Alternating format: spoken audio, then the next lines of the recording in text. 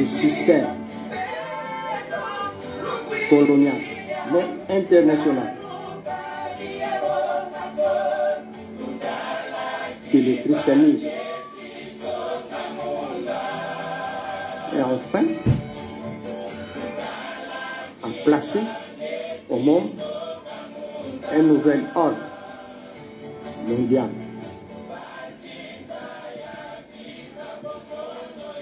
Acteur de relations internationales par rapport au rôle joué, un rôle sans précédent.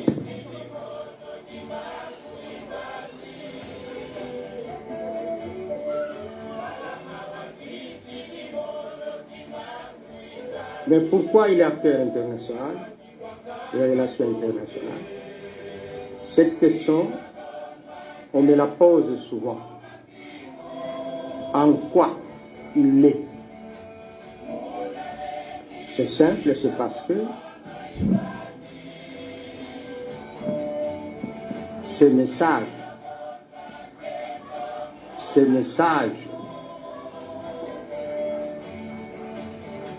ces enseignements sont allés au-delà de nos frontières.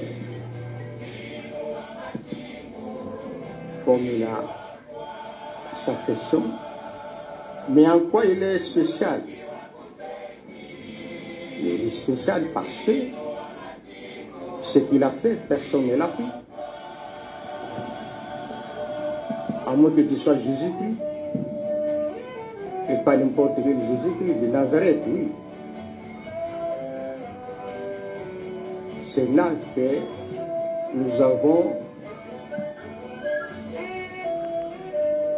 avons pu présenter Papa Simon Kimbangu pour que nous puissions les situer, mieux les comprendre depuis avant la période précoloniale, coloniale et post-coloniale.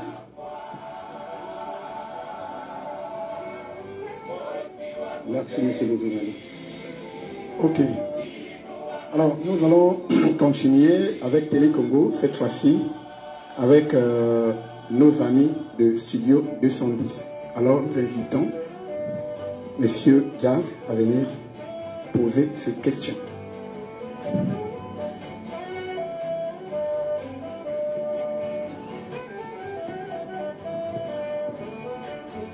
Merci beaucoup. Respect à son éminence, le représentant des gars de l'église Kimbangu. Sa divinité, s'il vous plaît. Et merci aussi au professeur docteur Bitouvoudi Kanga Mizako. Et en parlant justement du thème Papa Simon Kimbangu, acteur spécial des relations internationales, j'ai quelques questions en réalité que je vais résumer en une puisque c'est ce qui nous a été recommandé. Concrètement, parlons de cet impact. Voilà. Concrètement, en parlant de l'impact de Papa Simon Kimbangu dans les relations internationales, qu'est-ce qu'il a fait?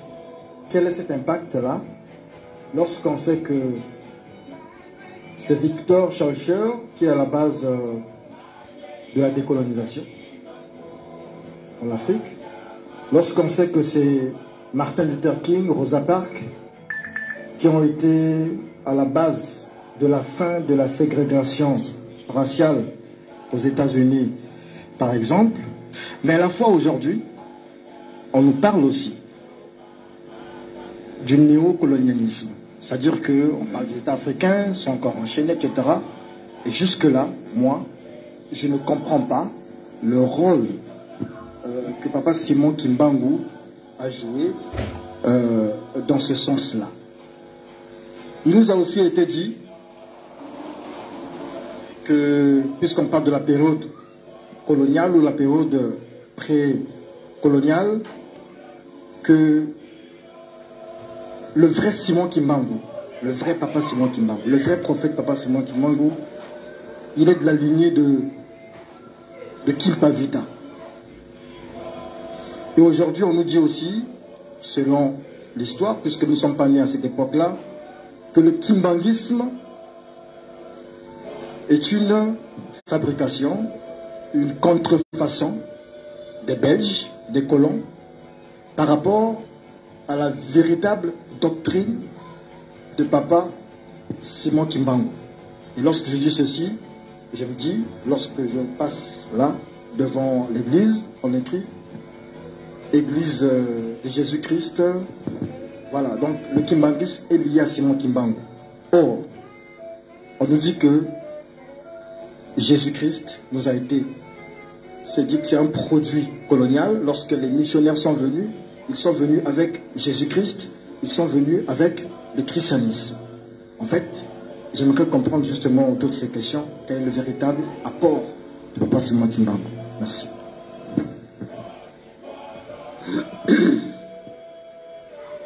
Beaucoup de matière. Ah oui. Nous avons, lors de notre défense, parlé de périodes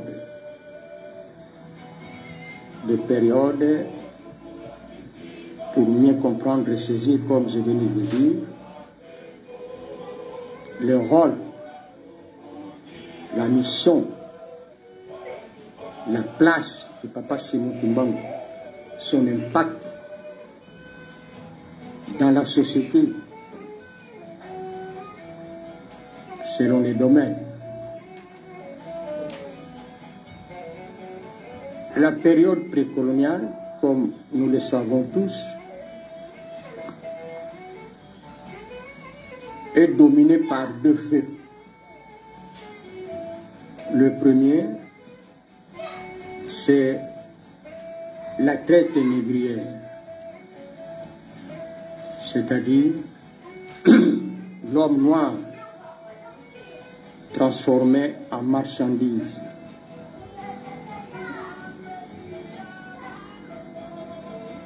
Et le deuxième fait, c'est la création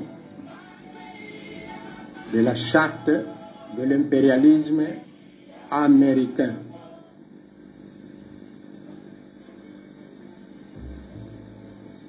La période précoloniale,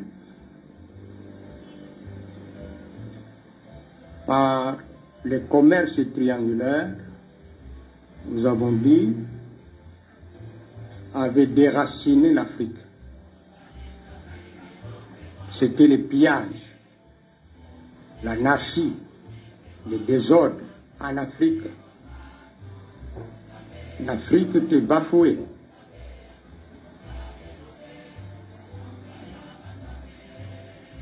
Les valeurs africaines étaient hypothéquées. Mais nous avons aussi attiré l'attention. À cette période-là, physiquement, celui-là n'était pas présent. Mais il a existé. C'est comme un jour, il dira à son père, alors qu'il avait moins de 5 ans, parce qu'il est resté orphelin de père à l'âge de 5 ans. C'est un soir, il va communiquer, après le repas du soir, il va dire à son père, devant ses amis, devant les amis de son père, que papa, je veux que tu étais content, parce que je vous ai rendu de bons services. J'ai ramassé toutes les assiettes et je suis allé remettre ça là où ça revenait. Mais je vais vous dire une chose. Avant que toi tu sois né, moi j'ai existé. Alors son père, est-ce que c'est un rêve, mon fils? Il a 4 ans. Mais il dit qu'il a existé avant ma naissance.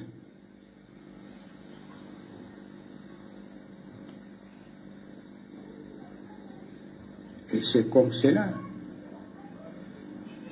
que Mama Kimpa vit encore. Mama Kimpa Vita dans notre travail n'est pas égal Papa Simon Kimpa. Mama Kimpa Vita a joué un rôle comme l'avait joué Jean-Baptiste. Elle avait annoncé plutôt l'arrivée d'un libérateur.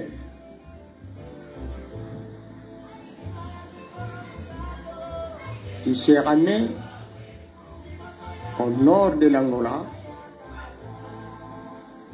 dans le Congo-Bangu. La géographie d'hier, Congo-Bangu, c'est ça les cataractes aujourd'hui. Si vous allez en Kamba, c'est ça les Congo-Bangu. Hier, le territoire plutôt le secteur de Dimanche, où Kambe sa juridiction était le secteur de Congo-Bangu.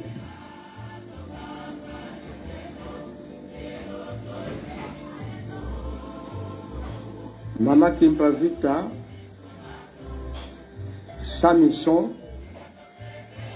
était limitée par rapport à la mission de Papa Simon Kimpa.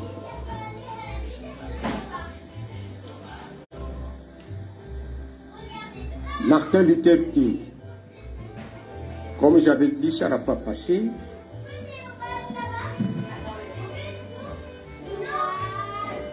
le panafricanisme était aussi développé avant que Papa Simon Kimpa puisse en faire son affaire à l'étranger. C'est le cas de Londres vers 1800 et vers 1900 à Paris. Ils ont beaucoup plus parlé de l'esclavagisme, du colonialisme.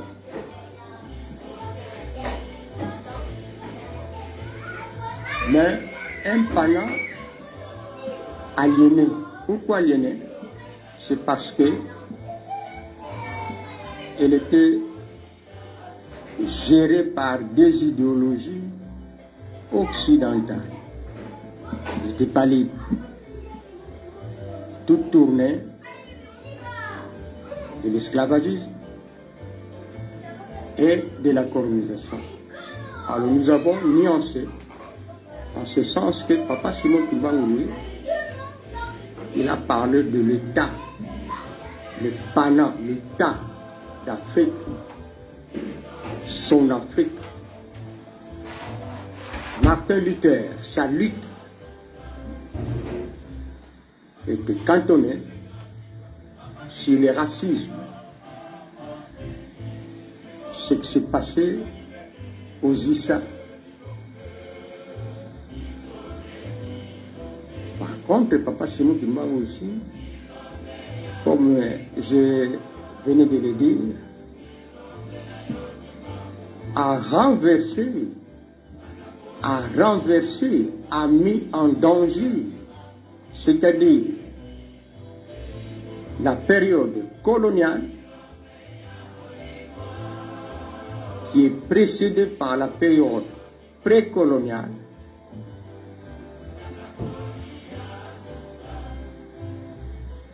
va connaître ce que nous appelons dominé par la conférence de Berlin. Berlin, 1884-85, qui est le résultat de la gymnastique du roi Léopold II, roi des Belges, comme je l'avais dit, et que ce dernier, la Belgique, qui n'avait pas de colonie, les rois soucieux, d'abord stratège, génie, intelligent, et enfin friqué. Il avait hérité de ses parents et grands-parents, cousin presque à tous les monarques européens. Sa position l'a permis de convaincre son oncle Bismarck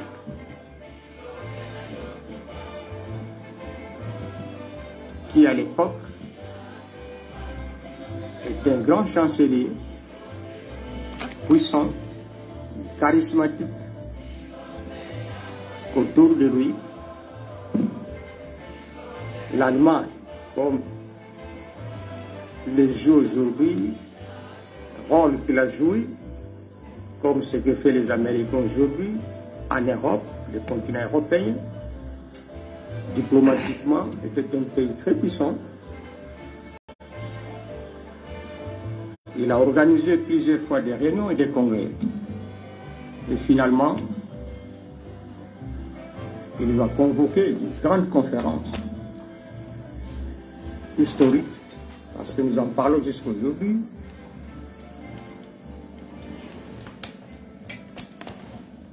Conférence autour du Congo, là où nous sommes. Le Congo, à l'époque, avec K, et pas avec C.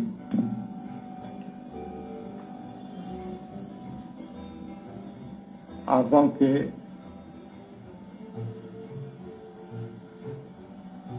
les partages soient effectifs.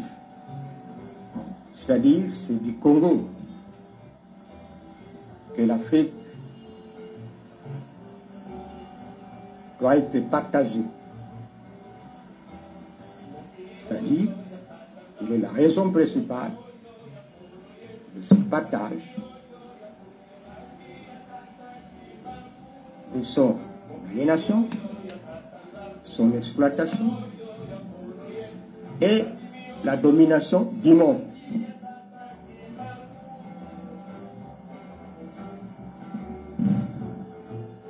Les conséquences de cette conférence, nous les connaissons.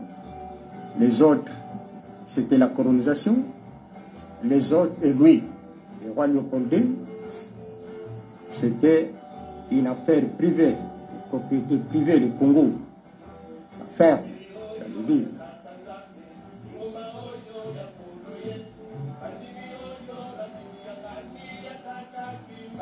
À cause de leur rivalité, les intérêts égoïstes comme toujours, et parce que la politique à l'époque, c'est pas comme nous sommes organisés aujourd'hui.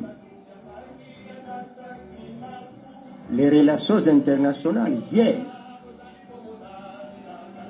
sont très différentes d'aujourd'hui.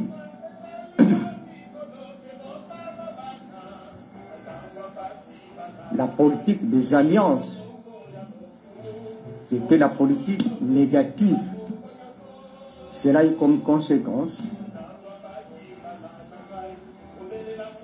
l'éclatement d'une situation que le monde n'a jamais connue.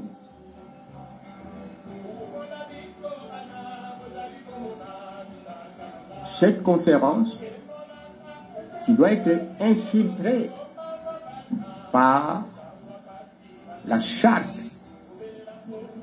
de l'impérialisme américain sans que l'Europe comprenne ce que pensaient les Américains, mais présents là-bas, présents pas comme participants, mais présents comme observateurs, parce qu'il y a un enjeu là-bas. Cet enjeu majeur, comme nous l'avons dit, le Congo, c'est-à-dire bassin du Congo, océan.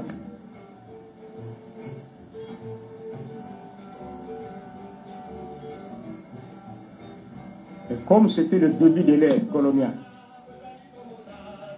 et la politique de l'expansion, et c'était l'éclatement de la Première Guerre mondiale.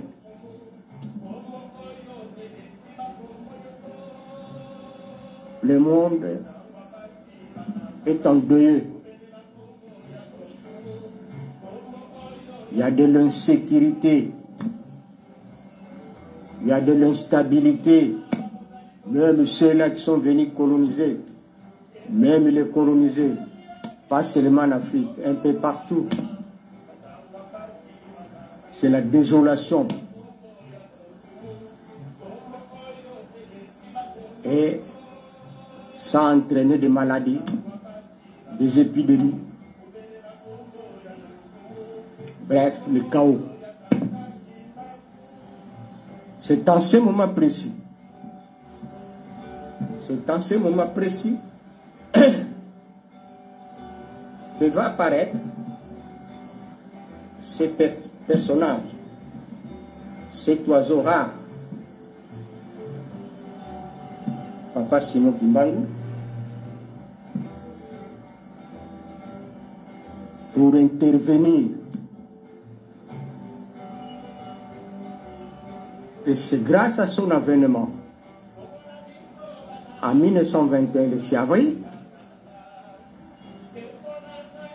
avènement parce qu'il y a la guerre, parce que l'homme noir, l'Afrique est pillée, déstabilisée, le monde est en deuil, le monde est en difficulté. 2 ans après,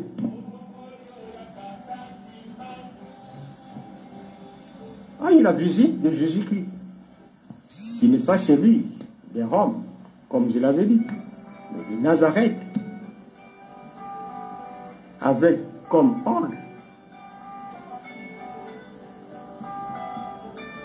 comme je suivais la prière du révérend, de sauver les morts. Parce que nous sommes en difficulté. Ce n'est pas seulement en Afrique. L'homme est en difficulté.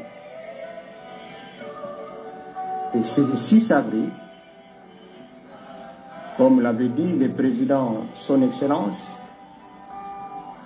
Tshisekedi Tshilombo, en Kamba,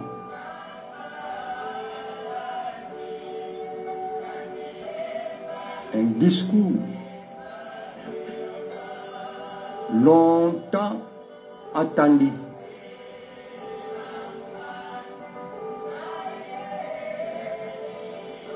Des milliers de gens, depuis nos indépendances nominales, les kimbanguistes et sympathisants kimbanguistes voulaient à tout prix, par le premier président Kasavubu en RD Congo,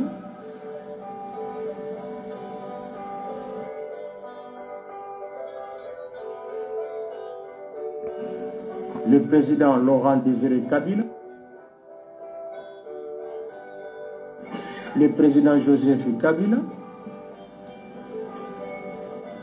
était le souhait de tout le monde que ce jour-là soit en honneur, puisse être en honneur, ne fût-ce que la reconnaissance.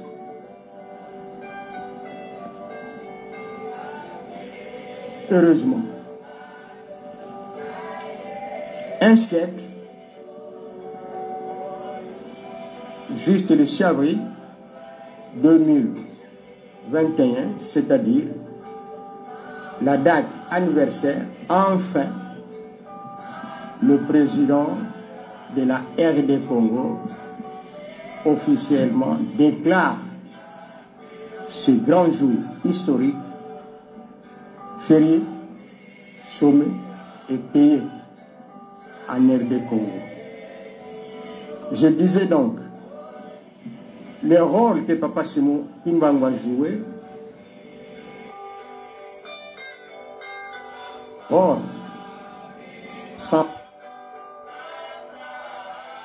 dans la vie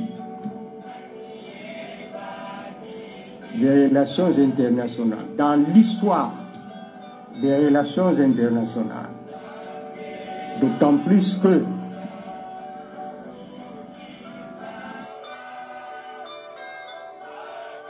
la vision du monde, il a changé le cours de l'histoire. Ce n'est pas l'histoire de l'Afrique, de la RDC, ou du bassin, mais du monde. Il a changé, il a bouleversé le monde.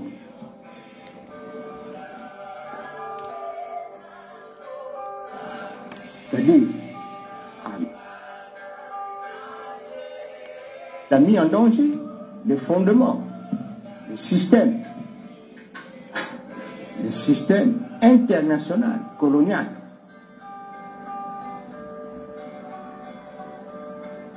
Et enfin, l'ordre nouveau a vu le jour, c'est-à-dire après l'ordre catholique, l'ordre islamique, et Papa Simon Kimbangu amène un nouvel ordre.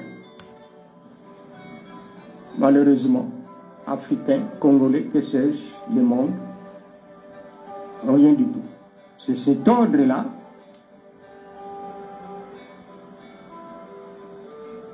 qu'il a remplacé à tous ces systèmes. C'est comme ça, il est l'auteur, oui, Papa Simon Kimbangu est l'auteur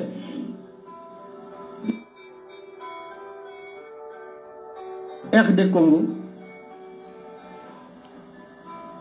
contrairement à ce que nous apprenions à l'école, à l'université, que l'histoire politique de la RDC avait commencé en 1960. Non, ça n'a pas commencé en 1960. C'est en 1921.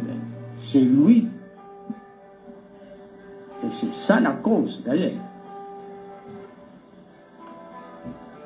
Il est également l'auteur de l'histoire dont on parle aussi des relations internationales. C'est lui. Parce que on ne peut pas parler des relations internationales sans parler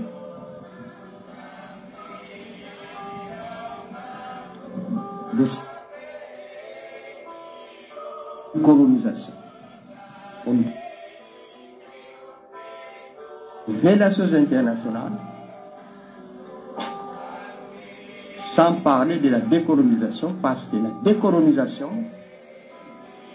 c'est ça le phénomène fondamental de l'histoire des relations.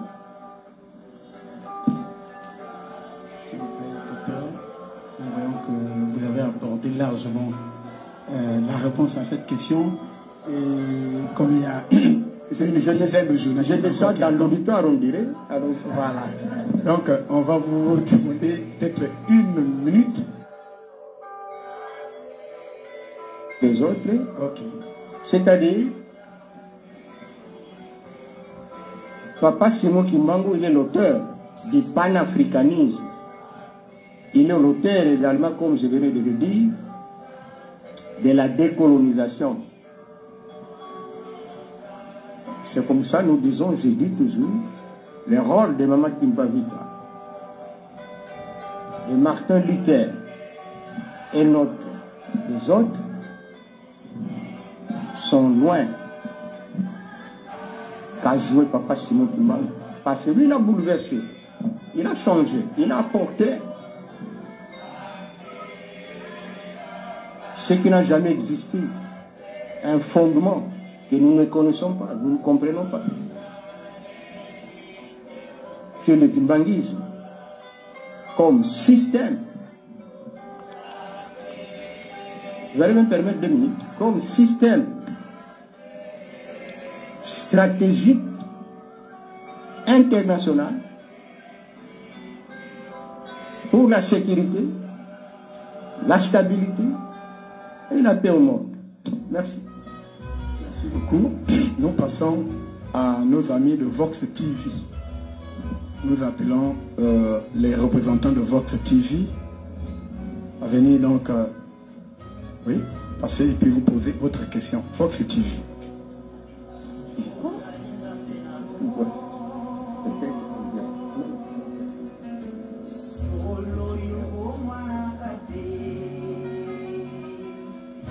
Okay, merci pour la parole accordée.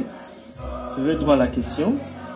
Je vais poser une seule, qui est celle de savoir, pensez-vous que si l'on avait compris Simon Kimbangu, l'Afrique serait différente de ce qu'elle est aujourd'hui? Repose un peu la question. Je repose ma question. Oui. Pensez-vous que si l'on avait compris donc la pensée de Simon Kimbangu, l'Afrique serait différente de ce qu'elle est aujourd'hui?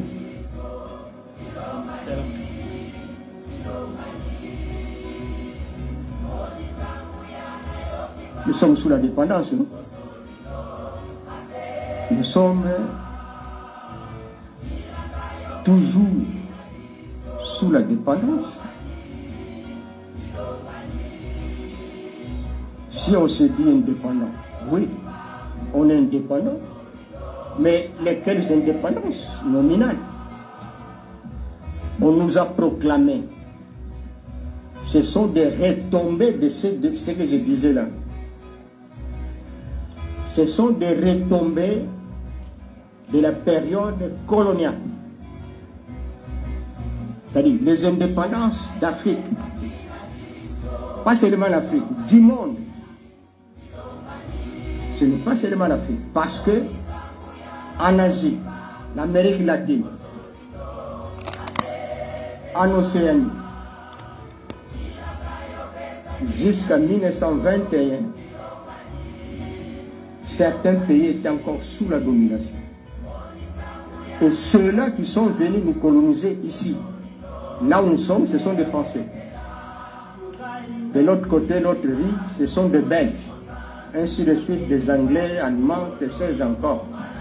Bien que l'Allemagne, après qu'il soit désarmé, on lui a récupéré toutes les anciennes colonies. Ce sont des indépendances qu'on a proclamées grâce aux retombées de la période coloniale par l'action de Papa Simon Kimbangu, c'est-à-dire son avènement d'ici à venir.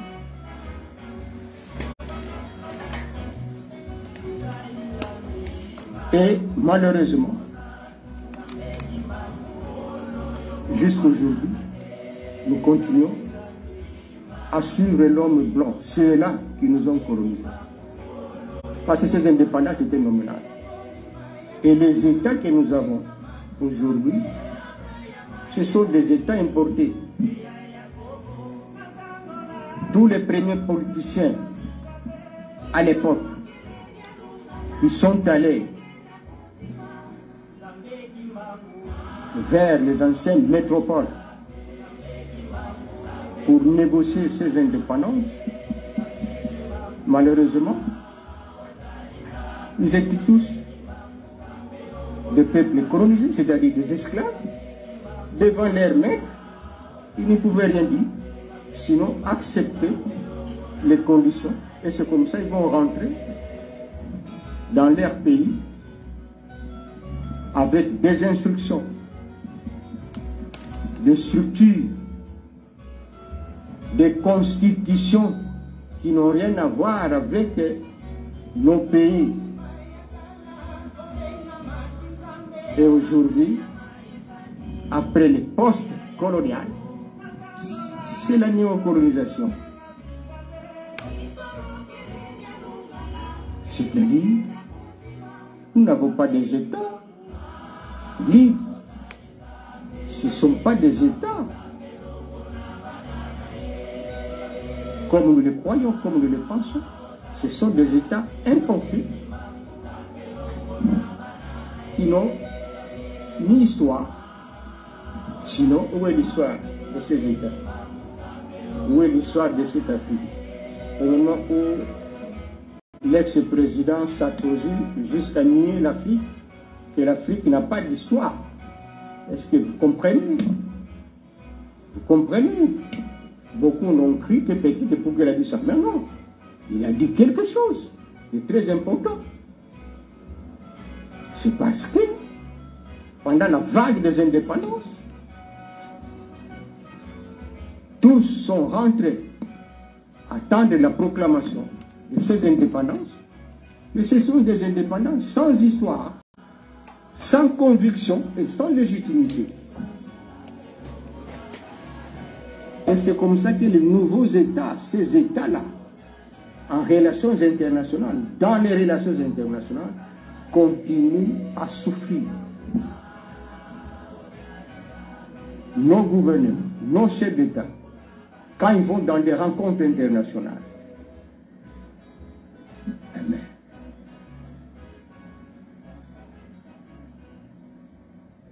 ils vont assister à ceux-là qui ont façonné, qui ont dirigé, qui nous ont colonisés, à suivre les orientations, les directives. Et enfin, quand ils ne rentrent pas avec ce que nous pensons, mais ils rentrent avec des instructions, ce que nous on doit faire.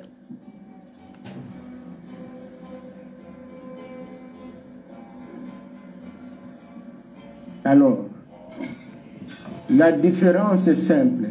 Il aurait fallu suivre Papa Simon Kimbangu. Si nous avons suivi Papa Simon Kimbangu, c'est-à-dire,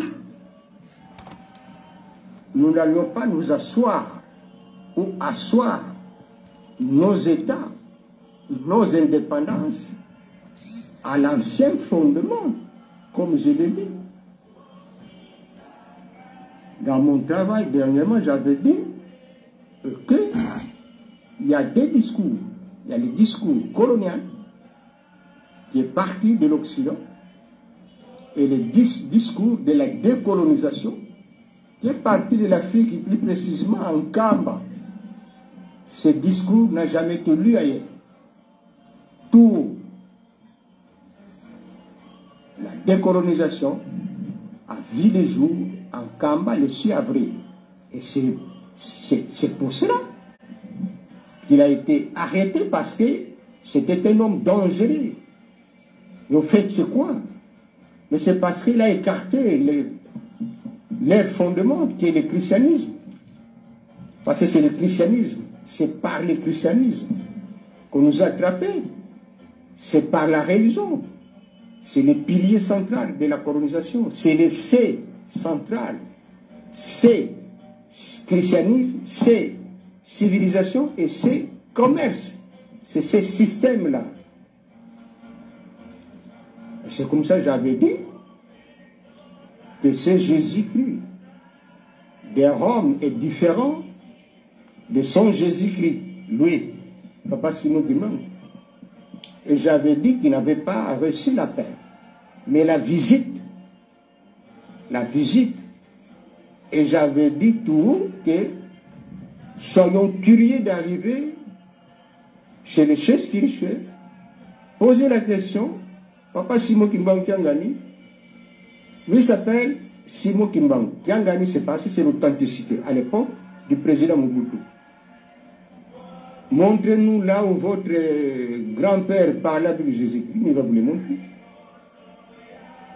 Ce n'est pas de métaphysique, c'est de physique. Et ce n'est pas un endroit ou 3 endroits, mais plusieurs. Une blague, un jour, alors il est arrêté. Il est à Elisabethville, donc Lubumbashi. Toujours notre grand-père, mais du côté maternel, Papa Simon Bimbao. C'est du côté papa. Mais cette fois-ci, l'autre grand-père, côté maman, c'est M. Nsungu, Simon, l'ami à Papa Simon Bimbao, qui voulait à tout prix. Parce qu'il venait lui dire, bon, moi j'ai parlé avec mon ami Jésus-Christ, allons-y. Et puis un jour il dit, bon, est-ce que moi je ne peux pas les voir? Il dit, oui, vous pouvez les voir si vous le voulez. Je dois les voir. Alors, son nom, Papa Simon Kimbaou, il lui dit, bon, au monde, je vais lui dire, comme ça il viendra vous voir. Il va l'annoncer. Vous allez me permettre. Hein? 2 minutes. Cette bonne histoire, 2 minutes. Alors, il dit, je vous annonce, mais alors préparez-vous maintenant. Il va arriver à 12 heures demain. À 12 heures, mais prépare-toi. Malheureusement, notre grand-père côté maternel, son ami, parce que tout le temps il était ensemble, lui ne s'était pas bien préparé.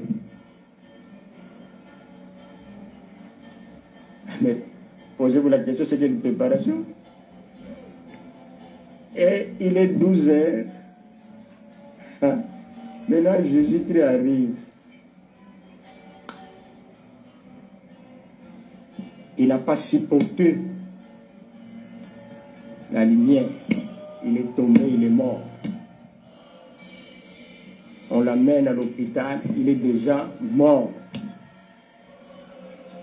Après 9 heures, les médecins constatent qu'il y a moyen de le récupérer, il est encore là. Il va annoncer à la famille que non, il est ressuscité, il est réveillé. Toute la famille est venue au secours, et c'est vrai, il est debout. La famille l'amène à côté. Mais qu'est-ce qui s'était passé? Tu étais là. Il explique que voilà, c'est de ma faute. Je n'étais pas bien préparé. Et Papa Simon Bimbao lui dit, mais je t'avais dit, prépare-toi. Il fallait te concentrer. C'est celui-là. Voilà donc le fondement, l'héritage.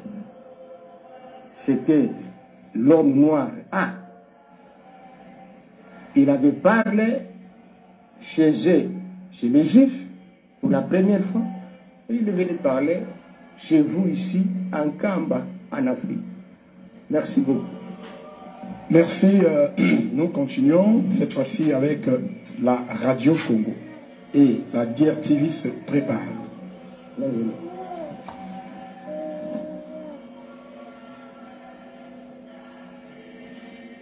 Oui, question de nos amis de Radio Congo. Je dis que la guerre TV se prépare.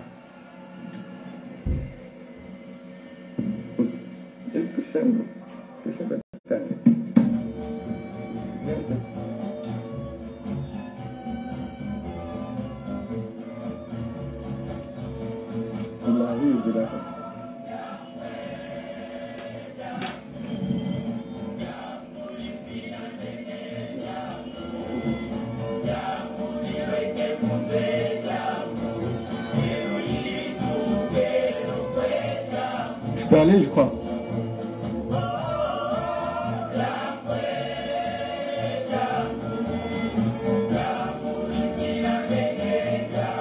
Oui.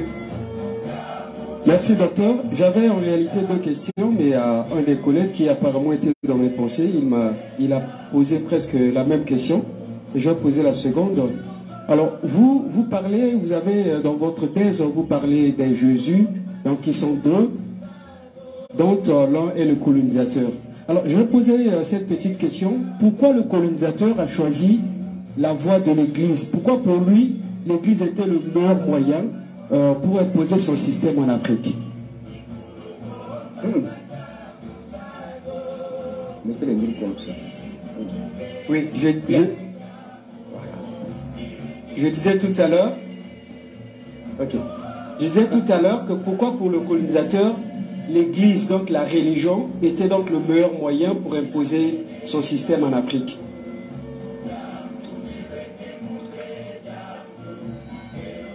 La religion, c'est la composante principale de la culture.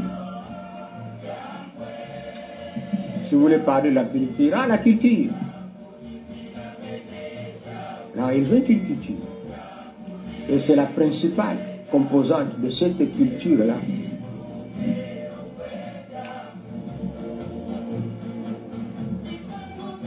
Vous savez, les Russes, quand ils étaient encore dans les marxistes, la religion c'était l'opium pour le peuple.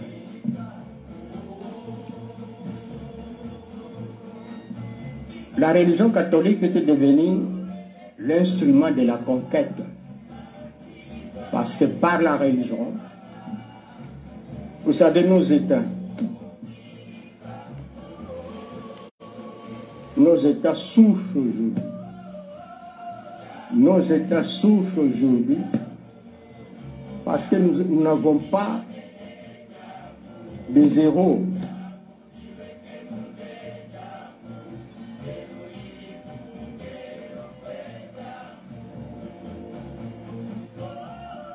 Si vous allez dans des pays nantis, ils se réfèrent toujours de leurs anciens héros, surtout spirituels. La reine d'Angleterre, son mandat était un mandat brillant. Un royaume alors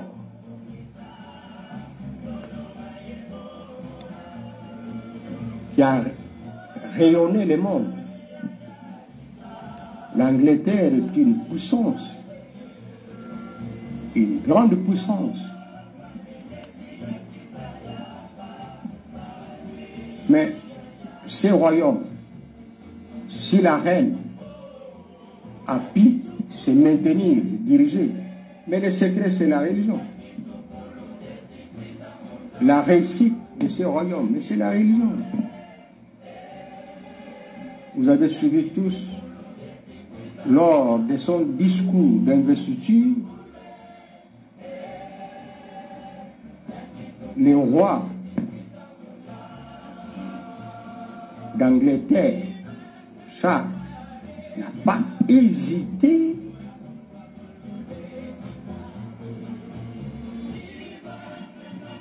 de mettre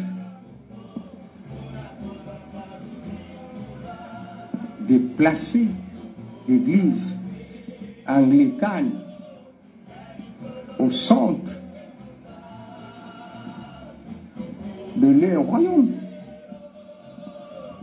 C'est-à-dire le succès de ce royaume. Mais c'est l'anglican parce qu'il faut être chef spirituel pour être princesse ou princesse. C'est ça la force. C'est ça la dignité. On ne peut pas parler de la dignité d'un pays, d'un peuple, sans cette identité spirituelle. C'est pour cela que nous souffrons. Vous allez emprunter ce qui ne vous appartient pas pour asseoir l'autorité de votre pays, votre identité. Non. C'est comme je l'ai dit dernièrement, la République démocratique du Congo. Papa Simon Kimbangu avait parlé de l'État unitaire. Et quand ils sont partis en Belgique, ils sont rentrés avec la République démocratique du Congo. Mais qui ne sait pas que la démocratie, c'est la division. Mais qui ne sait pas que la démocratie, c'est une bombe à retardement. Quel est cet État démocratique? Le Parlement le plus travailleur du monde, c'est le Parlement britannique.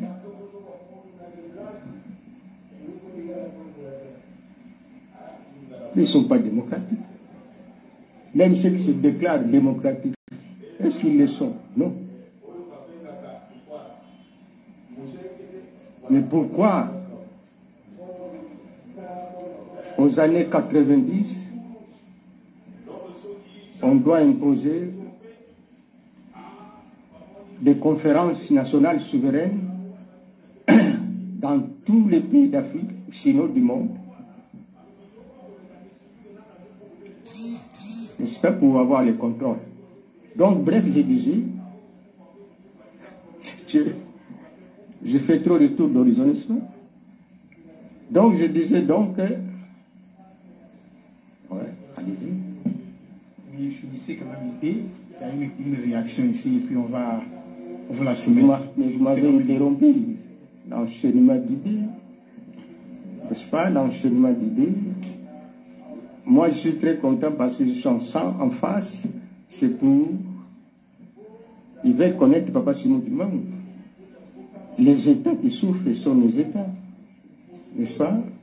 Nous avons des difficultés. Mais les solutions sont là. Les solutions sont là. Parce que les solutions, c'est l'avènement de Papa Simon Kimbangu de 1921. C'est là où il y a toutes les solutions dans nos problèmes. Les solutions dans nos problèmes, c'est Papa Simon Kimbangu. Les solutions pour nos difficultés, nos États, c'est ce système-là. C'est cette formule-là. Cette diplomatie-là.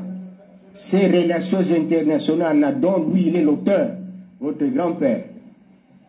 Cette politique étrangère que le reflet de la politique qu'avait déjà défini Papa Simon Kimbangu en 1921 de la RDC, de la sous-région du bassin Congo-Océan, de l'Afrique et du monde. Pourquoi du monde? Vous allez dire comment? Mais ceux qui nous ont colonisés, ce sont eux qui ont colonisé partout là-bas. C'est comme ça, le 24 décembre 1959, quand ils vont reconnaître Papa Simon Kimbangu et son église, et c'était l'internationalisation de l'église kimbanguiste. Et c'est là le grand secret. C'est ça que les États, nos chefs d'État, nos États, nos gouvernements devraient, c'est-à-dire attraper les taureaux par ses cornes. C'est parce que nos États sont assis dans un fondement qui n'est pas celui d'un Kamba de Papa Simon Kimbangu. C'est parce que nos États actuels, soi-disant les États importés, si je dis des États, c'est l'État de Papa Simon Kimbangu qui est l'État authentique, vrai État, c'est celui-là. La vraie Église, c'est celle-là. Parce que l'autre Église, c'est une Église coloniale. Par contre, l'autre, son Église, c'est l'Église de décolonisation, de libération. Allez-y, allons-y. Je pense que toutes les questions liées donc à l'Église telle que posée ou ceux qui ont encore des évocations là-bas, ils vont trouver la réponse. Alors, la réaction c'était sur l'Église kimbanguiste. Il y a eu une question qui est passée ici. Les gens demandent la précision parce que une opinion largement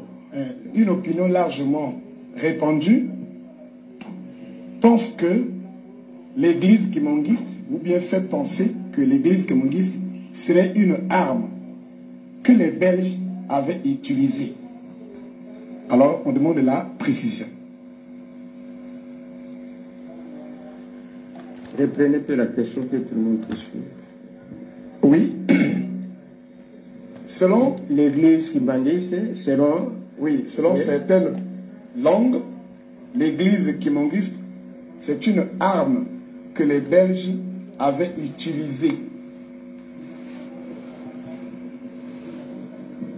Attends, pour exercer leur domination. Non, pose bien la question, ils veulent comprendre. Ils chuchotent là. Oui, en tout cas, je lis la réaction de ce monsieur qui avait posé la question numéro 2. Je crois que c'est posé Studio 210. Il dit, l'église kimongiste est une arme que les Belges avaient utilisée. Il demande des précisions. Dès qu'il pose la question. Utiliser comment? Explique. Bon, d'après ce que nous entendons partout, on dit que l'église kimongiste est la création des Belges.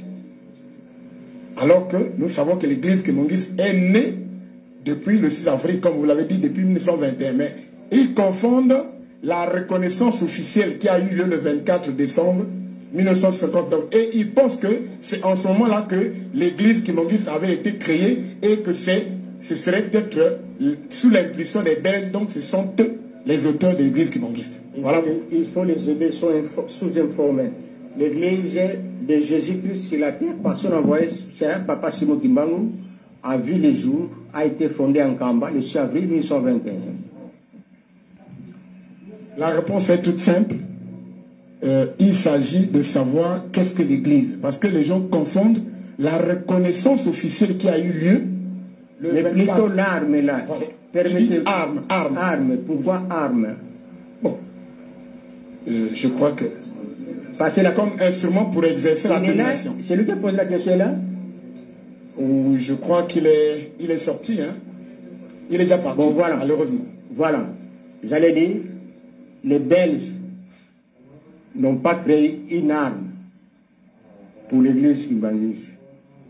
C'est plutôt la Belgique, c'était la puissance coloniale après que les rois a cédé, c'est-à-dire de l'État indépendant, à la colonie belge. Une arme, peut-être pas, contre qui, contre quoi, non, mais c'est une église. Une église, c'est d'abord, beaucoup pensent que c'était un mouvement. Papa Simon Kimbangu n'a jamais créé un mouvement. Il avait créé l'église. En 1921, il avait créé l'église et non créé le mouvement. Non.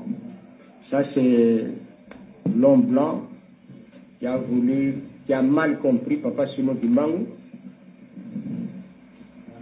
Ce n'était pas un mouvement, mais c'est une église parce que, pour preuve, avant qu'il ne soit arrêté, il avait organisé la Sainte Seine, une cérémonie au village de Kengo. Ils ont pris tous la communion.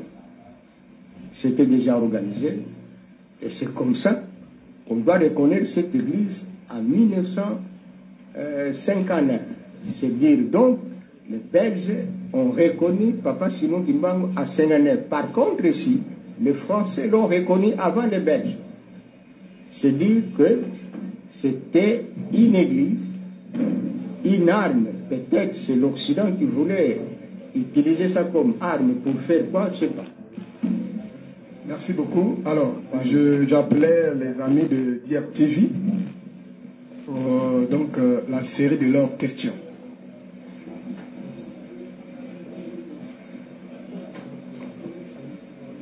Vu le temps tel que ça presse, je crois qu'une question nous suffit.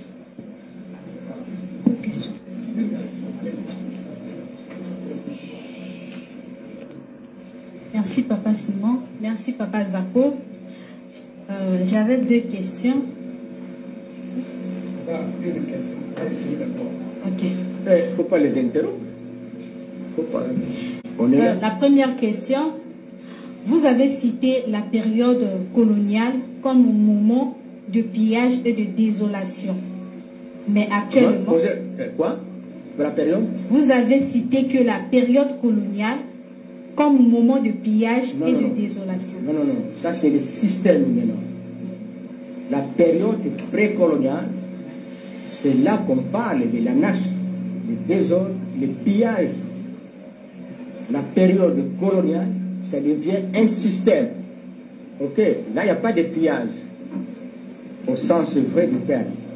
Là, c'est la colonisation, c'est l'ordre administratif.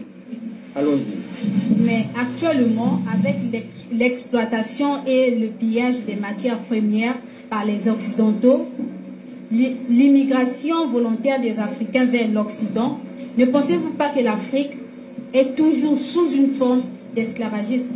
Pardon?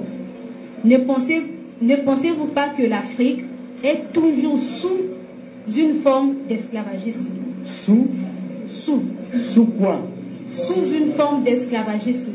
Ah, c'est une bonne question, mais c'est la faute à qui? C'est la faute aux journalistes, c'est la faute aux pasteurs, à tout le monde ici. La néocolonisation, elle est là, implantée. Mais ce pasteur, c'est simple. C'est de l'aliénation spirituelle. Et tu continues à poser la question. Allez-y, sinon je vais envoyer la matière. Allez-y. La deuxième question. Vous nous parlez de l'église kimbangiste, héritage de Simon Kimbangu. Est-ce que, en mourant, Papa Simon Kimbangu avait laissé une église ou un simple mouvement religieux? Un simple quoi? Docteur, s'il vous plaît, je crois que cette question a déjà une réponse. La dernière question a déjà une réponse. PC micro. Nous tenons sur la solution. Allez-y. Parlons de la première question rapidement. C'était quoi? Vous avez cité que la période coloniale comme moment de pillage et de désolation. Là, vous avez compris? Oui. J'ai répondu? Oui. C'est-à-dire, la période précoloniale, c'est là le pillage. C'est là qu'on a déraciné l'Afrique. C'est l'anarchie, c'est le désordre. C'est le commerce triangulaire.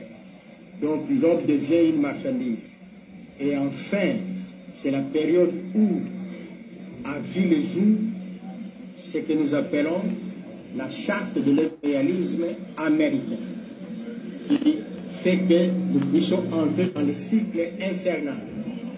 Ok? Deuxième question. Vous nous parlez de l'église kimbangiste, héritage de Simon Kimbangu. Est-ce qu'en mourant, Papa Simon Kimbangu avait laissé une église ou un simple mouvement religieux? Mais j'ai déjà répondu à cette question. J'ai déjà répondu. C'est une église. Du début à la fin est une église. Nous a laissé un héritage. Mais deux, c'est l'état que nous avons maintenant. L'état que nous avons, c'était l'état importé. L'état de Papa Simon Kimbangu, authentique. Il y a sa légitimité au pays, mais pas à l'extérieur.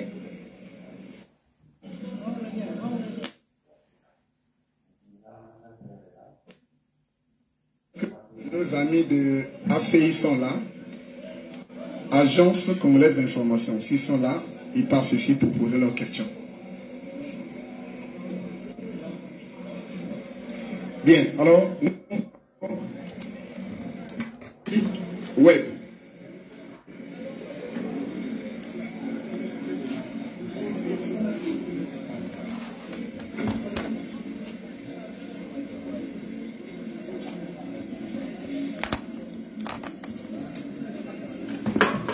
Merci pour nous encore.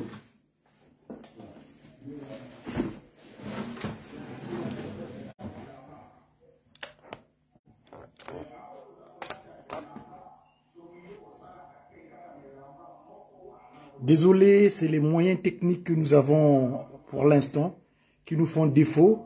Nous sommes désorganisés pour pouvoir vous disposer l'information comme il se doit.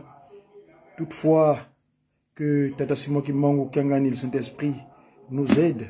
Le combat de Papa Simon Kimbangu et ses retombées. Mais aujourd'hui, en quoi peut-elle servir dans ce monde en pleine mutation? Voilà ma préoccupation.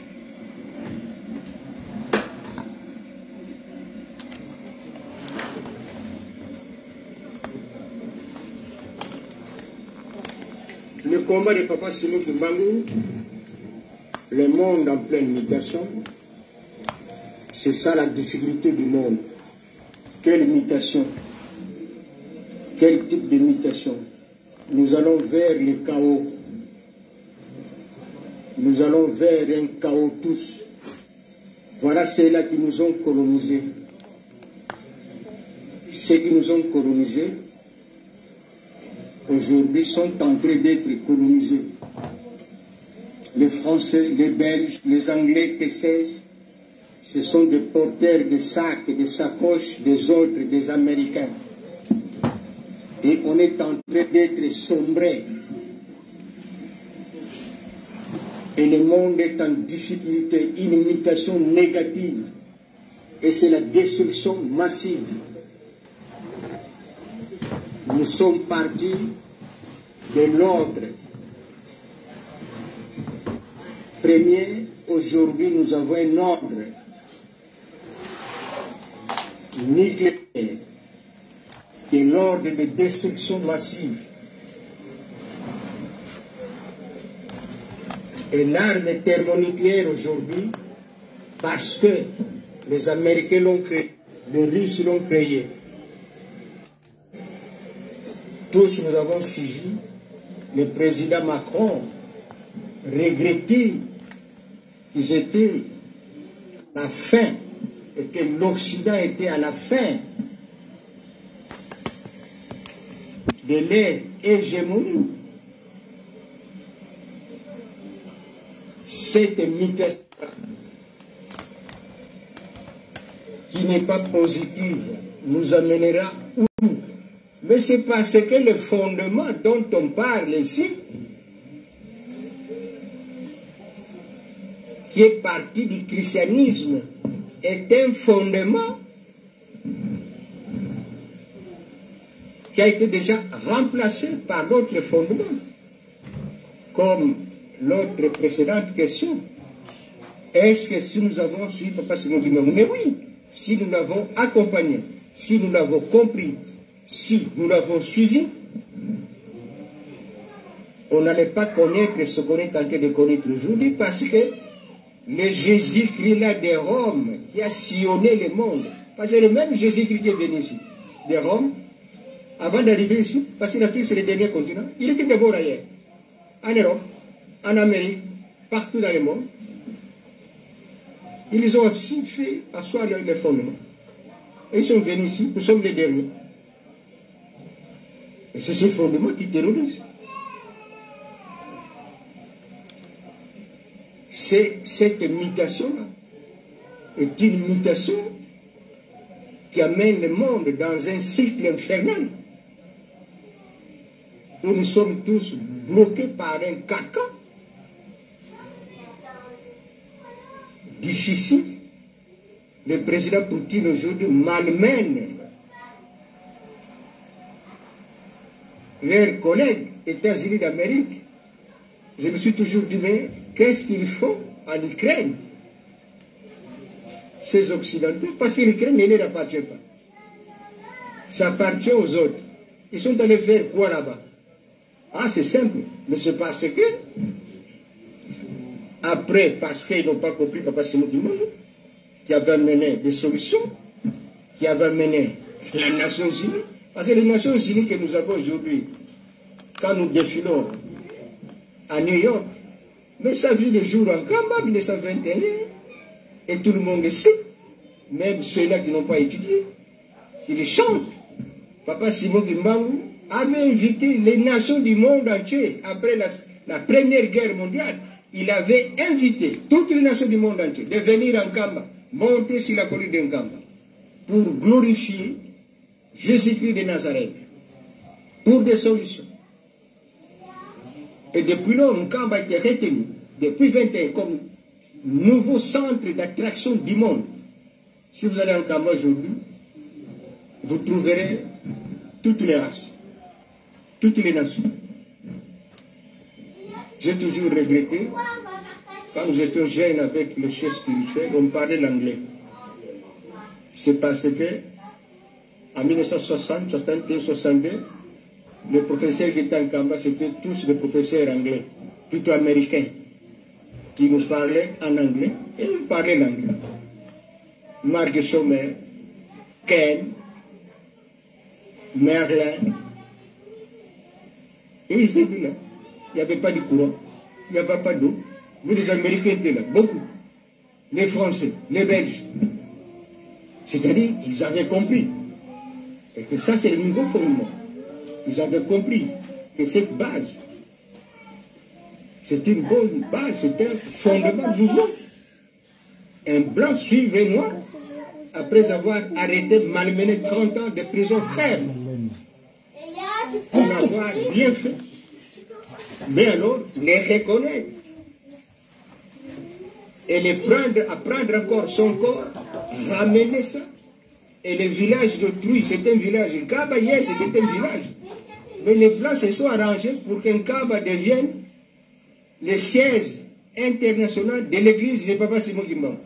Et si vous allez en Kaba aujourd'hui, ça n'appartient pas à quelqu'un. Mais hier, c'était le village de quelqu'un, des hommes. Et ils sont là. Mais les Belges, les Blancs, ont tout fait pour qu'un Kaba désormais devienne, la ville sainte, devienne le siège international de l'homme que nous avons fait souffrir. Et quand il voit en Kamba, il est pris comme nous, plus que nous d'ailleurs. Donc c'est l'homme noir qui continue à somnoler sur son lit colonial. Il ne comprend absolument rien. Et ce n'est pas de sa faute. Parce que la gifle qu'il avait reçue, de ces faux Jésus, est grave. C'est spirituel. Les États sans fondement spirituel souffrent. Ces États qui n'ont pas de soubassement spirituel souffrent. Ces États qui n'ont pas de référence des héros spirituels souffrent. Ceux qui en ont chez eux, ils ne souffrent pas. C'est ça que je parlais, j'ai dit merci. Nous avançons peu à peu vers la fin par rapport à la liste que nous avons pour leurs questions. Ratelki, Pointe-Noire et Comex Actu se préparent.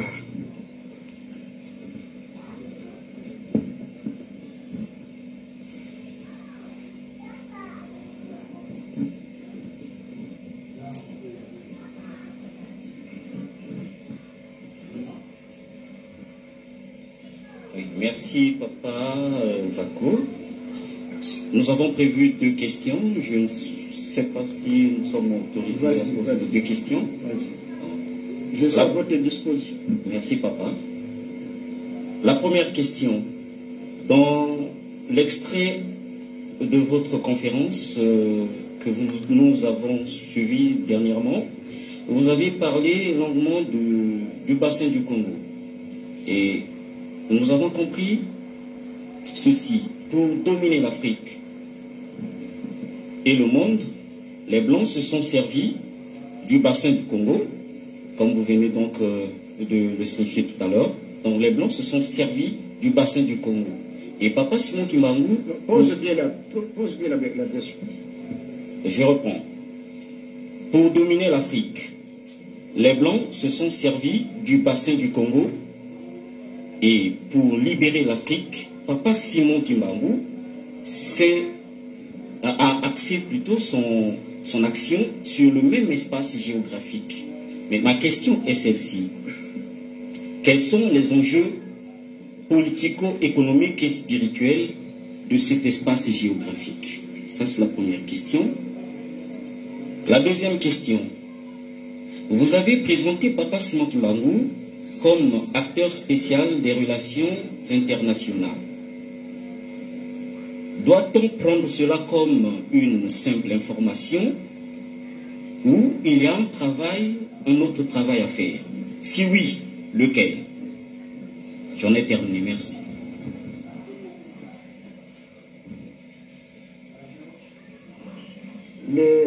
L'enjeu majeur ici, c'est le bassin du Congo.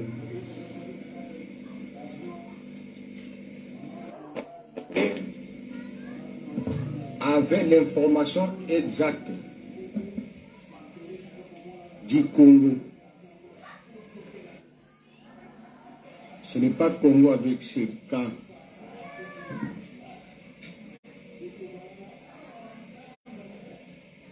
Par Stanley Livingstone, il avait toutes les données. Il avait l'information sur les sols et les sous-sols, la faune, etc., etc. Et le roi, ce n'est pas pour rien, plutôt le roi, ce n'est pas pour rien qu'il a remercié Stanley, qui lui a offert ces grands cadeaux. Pendant que De Brazza était ici, partout, les Portugais de l'autre côté, Diego Cao, les Allemands, en fait, l'Allemagne n'était pas intéressée de la colonisation. C'est bien après seulement, quand on lui a fait comprendre, quand on lui a poussé que c'est important d'avoir une colonie parce que vous allez réaliser des recettes, vous avez des alliés. C'est bien après que Bismarck va accepter. Les raisons qu'il avançait, il n'avait pas du temps parce qu'il se suffisait plus d'aider, il n'avait pas une marine forte comme l'avaient les Anglais et les Français. Mais bien après, il a pu réussir. Sinon, le roi, avec son agenda, il avait l'information exacte sur cet enjeu-là. Les Américains y compris, parce que ces deux explorateurs au service du roi Léopold II étaient tous des anglo-saxons. Et c'est là la stratégie américaine. Les Issa ne peuvent pas laisser l'Afrique. Encore moins le Congo avec le centre, Congo, Kinshasa et le bassin du Congo. Il ne laissera jamais. Parce qu'ils ont pris leur temps à organiser, à soutenir les rois, à appuyer les rois, jusqu'à le faire doter l'État indépendant du Congo. Ce n'était pas un hasard. Pendant que les autres, c'était des colonies, mais l'autre, c'était une propriété privée, un domaine privé. C'est parce que dans la Convention, ils devraient tous se servir. Ce n'est pas pour rien qu'ils défient, même les guerres à l'Est qu'on sort. La réalité, c'est tout autre. C'est les sous-sols. Ce sont des arrangements qu'ils ont eu depuis Berlin. Ce sont des accords signés depuis Berlin. Comment tous doivent se retrouver. Donc c'est l'enjeu majeur. C'est grâce à ça. Et c'est le Congo qui est la raison principale de cette conférence de Berlin pour le partage de l'Afrique, de son aliénation, son exploitation et enfin la domination du monde. C'est-à-dire, dominer l'Afrique par le bassin du Congo, non. Mais je dirais, le Congo, donc Kinshasa, Congo, c'est les poumons. Quand vous l'avez, vous avez le monde. Pour preuve, voilà combien de filles là. Même si vous criez, ils ne vont pas se gêner, ils vont venir. Parce qu'il y a à boire et à manger. Et ce sont convenus comme ça. Que nous reconnaissons cet État indépendant, c'est pour vous. Mais nous, on va venir. Pour preuve, voilà par exemple les Katanga. C'est la nuit, à la veille de la signature finale de l'acte de Berlin. C'était un autre État, dans un autre État. C'était la Zambie, c'est-à-dire la Rhodésie, à l'époque. Mais parce que le roi avait fait une bonne gymnastique, c'est leur neveu, c'est leur cousin, il est diplomate, il est intelligent, stratège, le roi Léopold II, et ils ont détaché là-bas, ils ont annexé ça. C'est la nuit, à la veille de la signature, au mois de février. C'est le cas de l'enclave de Kabila. Cette guerre-là, ce conflit-là ne se terminera jamais. Ils n'ont pas laissé ça aux Portugais seuls. Non. C'est un enjeu. C'est là que tous doivent se retrouver. C'est le cas du Golfe de Guinée. C'est pareil. Donc, bref, quand vous avez les bassins du Congo, vous avez l'Afrique. Et quand vous avez l'Afrique, vous avez le monde. Et préparez-vous, parce que dans 20 ans, 50 ans, ils ne vont pas se gêner. Même vous les chassez, ils vont venir. C'est chez vous, c'est chez toi, chez nous, il y a à boire et à manger. Ils vont venir. C'est depuis Berlin qu'ils ont ça. Mais alors, la deuxième question, les relations internationales. Papa Simon Kimbangu, acteur des relations internationales. Pourquoi? Par rapport au rôle joué. Quel rôle il a joué? Mais ces enseignements, son message est allé au-delà, accompagné des actes de puissance. Parce que l'homme noir, sombré sur son lit colonial, il aurait fallu d'abord régler la tête de l'homme. C'est ça son premier miracle, Papa Simon Kimbangu en Kambi. Il n'a pas réglé le doigt, ou l'œil, ou le cœur, mais c'est la tête. Parce qu'il savait que la tête a été flouée. C'est l'organe supérieur de l'homme. C'est l'esprit qui était floué. Et c'est comme ça, quand il est venu, il a commencé par soigner la tête de l'homme. Parce que c'est la tête qui réfléchit. C'est la tête qui doit raisonner. Et quand ils ont reconnu Papa Simon Kimbangu, il aurait fallu. C'est ça l'impact de Papa Simon Kimbangu en relations internationales. L'internationalisation de l'église kimbanguiste depuis la reconnaissance officielle de Papa Simon Kimbangu. Et son église n'est autre que les conséquences de Berlin 1884-85. Les Blancs se moquent de nous. Les Blancs, l'homme blanc se moquent de nous. Ils étaient surpris que les Noirs aient pensé qu'en 1960, en 1959, parce qu'aucun pays d'Afrique n'était indépendant avant l'avènement de Papa Simon Kimbangu. Aucun. Toute l'Afrique était plongée, sombrée. Tous dormaient. Et c'est Papa Simon Kimbangu qui est venu le réveiller. C'est l'ancêtre. C'est la personne indiquée. C'est ce héros-là spirituel où devrait s'asseoir l'Afrique, qui est le berceau de l'humanité. Mais aujourd'hui, en quoi il est le berceau de l'humanité? Pendant que les héros spirituels, nous l'avons mis de côté. Et c'est pour cela que ces fondements, comme je l'ai dit, ce n'est pas tard si nous allons nous ressaisir, si nous allons rentrer à la source, parce que Papa Simon Kimbangu, c'est la source. Papa Simon Kimbangu, c'est le fondement. C'est celui qui a parlé avec le monde. Les premières relations internationales ont vu le jour en Kamba par Papa Simon Kimbangu. C'est la décolonisation. L'histoire politique de nos pays a été négociée en Kamba, en Zoom, parce que la Belgique, c'est le vecteur de la conférence de Berlin. Le tout part de la Belgique. Et c'est pour cela que vous allez remarquer toutes les organisations, les institutions de toutes les organisations internationales, vous ne trouverez pas ça hier. L'OTAN qui est la force, c'est en Belgique.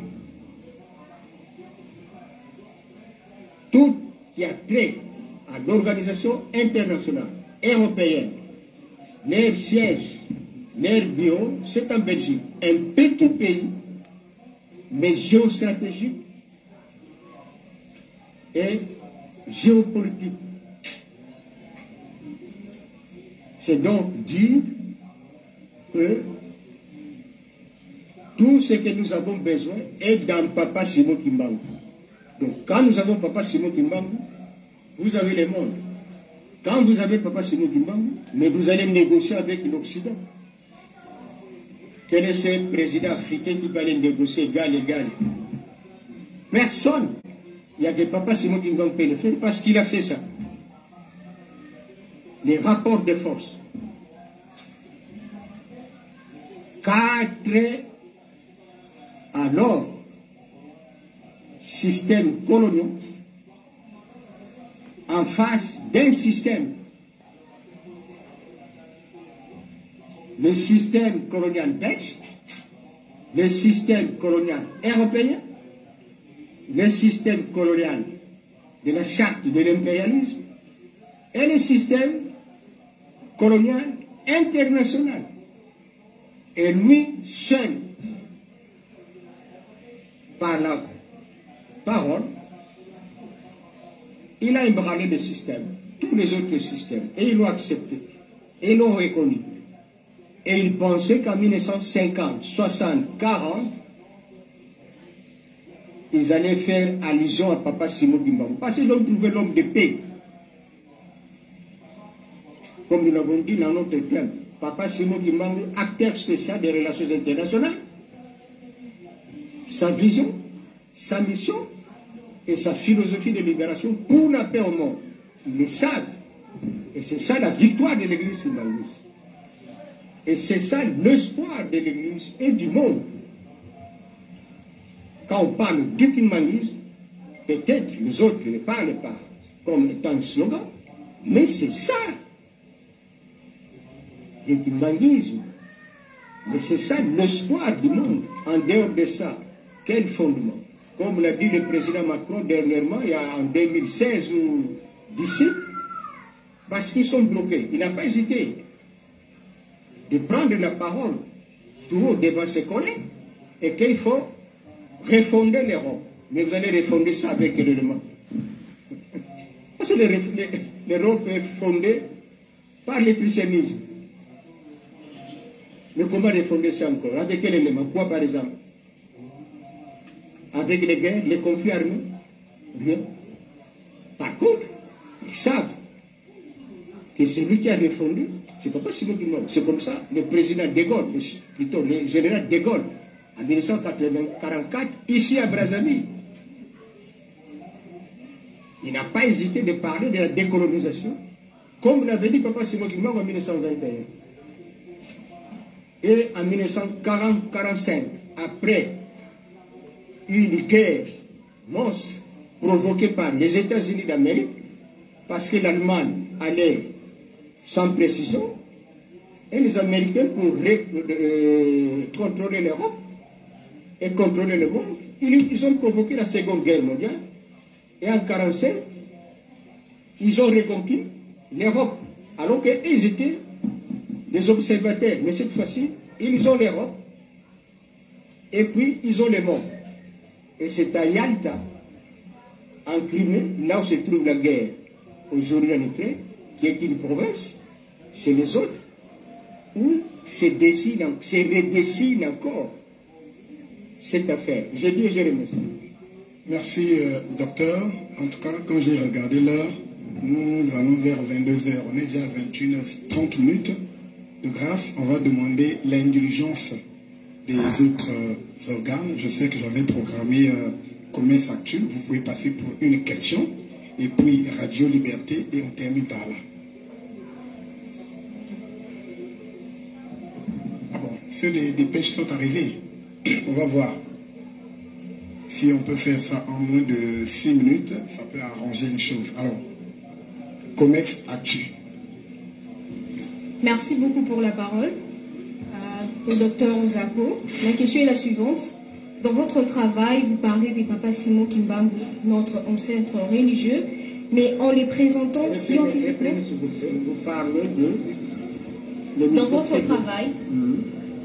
Dans votre travail, vous parlez des Papa Simon Kimbangu, notre ancêtre religieux, mais en le présentant scientifiquement. Attends, comme qui? Notre ancêtre religieux. Ancêtre. Ancêtre? Oh. Et je ne parle pas de façon comme ancêtre religieux. Vous savez, je suis le petit-fils. Sinon, j'allais vous amener un théologien. Allons-y. Mais en les présentant scientifiquement, y a-t-il alors un rapport entre le kimbanguisme avec la science? La science, c'est quoi? La science est tout simplement l'ensemble des connaissances fondées sur quelque chose. C'est ça la science. On ne peut pas définir la science autrement. La science, c'est l'ensemble des connaissances fondées sur quelque chose. Le kimbanglisme est une doctrine. Mais le kimbanglisme, c'est le fondement dont je parle ici. C'est-à-dire un système. C'est un système, comme je l'ai dit, et que le christianisme est un système international colonial. Et le kimbanguisme, nous l'avons défini comme étant un système stratégique international qui a pour objectif la sécurité, la paix, plutôt la stabilité pour la paix au monde. C'est comme ça que nous avons intitulé le travail Papa Simon Kimbangu, acteur spécial des relations internationales. Sa mission, sa vision et sa philosophie de libération pour la paix au monde. Alors, l'œcuménisme est une doctrine, l'œcuménisme, doctrine d'une religion, comme vous l'avez dit, Papa Simon Kimbangu, c'est notre ancêtre commun, mais que nous avons voulu sanctifier ici. Parce que la science, dans Papa Simon Kimbangu, il y a la science. La science de Papa Simon Kimbangu remonte depuis 1921. C'est au retour du chemin, après avoir été en Bandansanda, où il s'est replié stratégiquement avant d'être arrêté, parce qu'il savait qu'on doit l'arrêter. Mais il attendait le go de son maître, son ami Jésus-Christ, qui était tout le temps avec lui. Parce que c'est ça l'engagement entre Papa Simon Kimbangu et Jésus-Christ, qui lui a garanti que je suis et je serai partout, tu seras partout, je serai avec toi. Et c'est au retour de là où il était,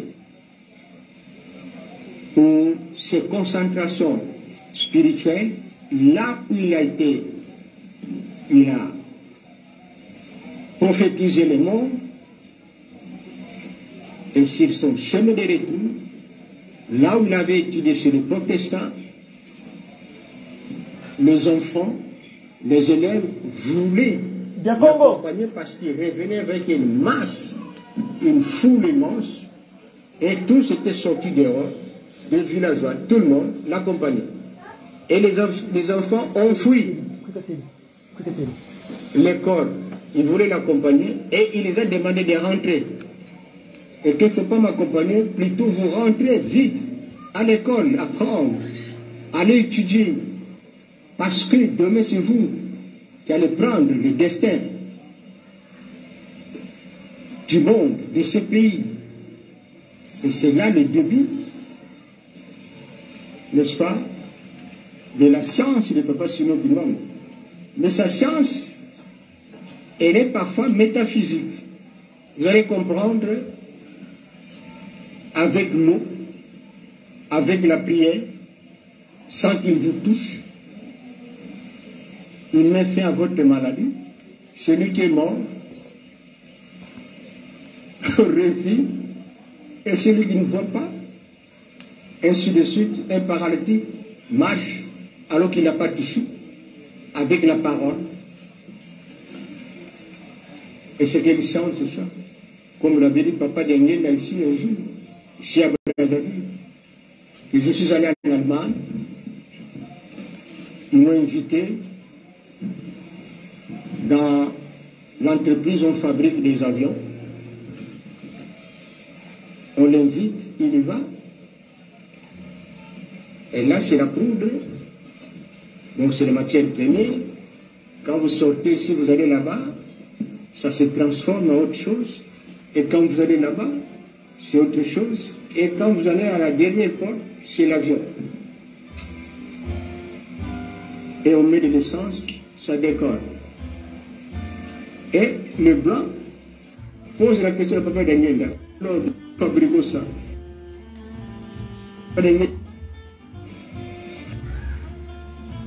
Ils nous montrent la matière première du Congo. Les cuivres du Congo, tout, du cobalt, tout. Notre matière première, là-bas. Et moi, je les ai dit,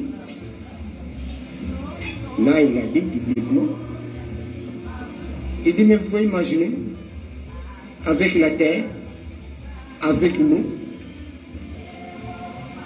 l'homme voit les jours.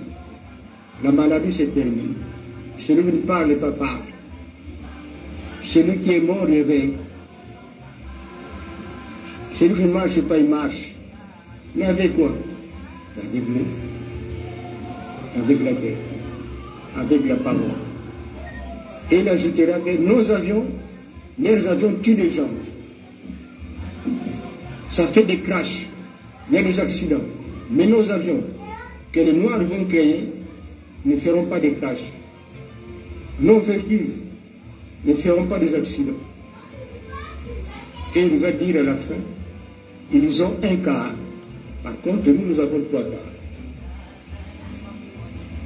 Et c'est vrai parce que, quand nous regardons, ce qu'eux ont là-bas, ça part de chez nous aussi. Tout part, surtout notre bassin du Congo. De tout. Et c'est ça, c'est comme ça qu'ils nous apportent des guerres.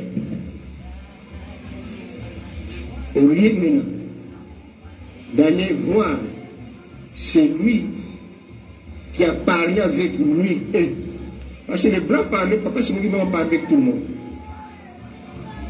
Les Anglais, les Français, les tout. Et c'est comme ça que la France l'a reconnu avant les Belges. Et ils ont demandé papa c'est moi qui m'a d'implanter l'église. Ce n'est pas pour rien. Et noir. Quelle est cette œuvre de l'homme noir qui a traversé le mer, les océans, sans difficulté? Vous arrivez, vous êtes venu d'un camp. Ah. On nous prend au sérieux, parce que vous venez d'un camp. Mais ils avaient arrêté Papa Simon Kimbangu. Mais aujourd'hui, si vous venez d'un camp, vous êtes Kimbanguiste, vous êtes pris au sérieux. Partout dans toutes les ambassades. C'est dire donc, c'est l'homme noir qui ne comprend rien. Nous sommes distraits. Nous sommes encore aveuglés par des sociétés secrètes,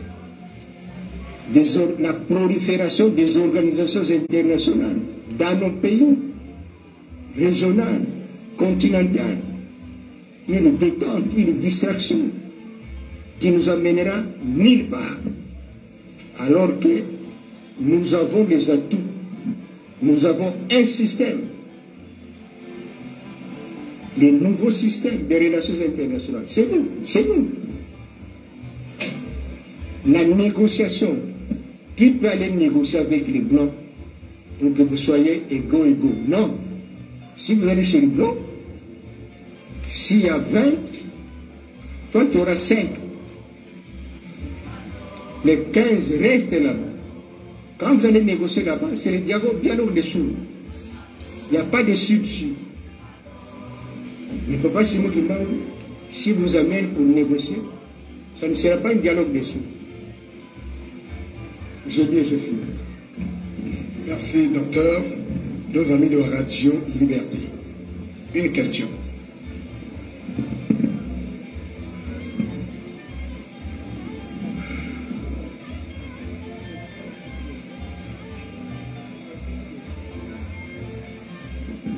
Teta Dioko Katula Mwanzi Batata Mamula Tonina. Aujourd'hui, au plateau de 15 ans, c'est un grand événement. Hein? Soyez attentifs à la radio de Kimbanguiste. Sinon, j'en avais 2. Merci de m'avoir accordé la parole, Papa Zakou. Et je suis très ravi de parler des questions africaines. Et je vois que j'apprécie vraiment votre démarche. Et tout ce que je viens d'entendre. Bon, la toute première question, c'est une préoccupation. Les micros, vous n'avez pas d'autres micros là-bas? Ça va? Ça fait des bruits. Ça va? Ok. Donc c'est une préoccupation. J'ai lu, jeté un coup d'œil sur votre thèse. Vous avez dit quelque chose de très pertinent. Vous avez dit que l'actuel chef spirituel de l'Église, c'est Papa Simon Kimbangu de 1921. Pouvez-vous nous éclaircir un peu, parce que c'est comme s'il y avait l'âge qui cachait la forêt, cette dichotomie-là. Ça, c'est la première. La deuxième question, vous avez parlé... Non, justement, j'en ai deux. Excusez-moi, hein, parce que ça, c'est juste une question de plus, si vous le permettez. Alors, vous avez dit que tout est parti de l'Afrique. Le problème d'Afrique, c'est parti du bassin du Congo, et vous avez même ajouté également que les États africains sont importés. Alors, ça veut dire que si tout est parti du bassin du Congo, ça veut dire que le salut aussi peut partir du bassin du Congo. Quelle est réellement la vraie philosophie, la démarche de Simon Kimbangu pour sortir l'Afrique de ce pétrin? La première question, vous avez dit quoi? Vous avez dit que le vrai chef spirituel, le vrai chef spirituel, oui, c'est Papa Simon Kimbangu de 1921. Pourquoi cette précision? Et aussi, c'est une question qu'on a posée aussi.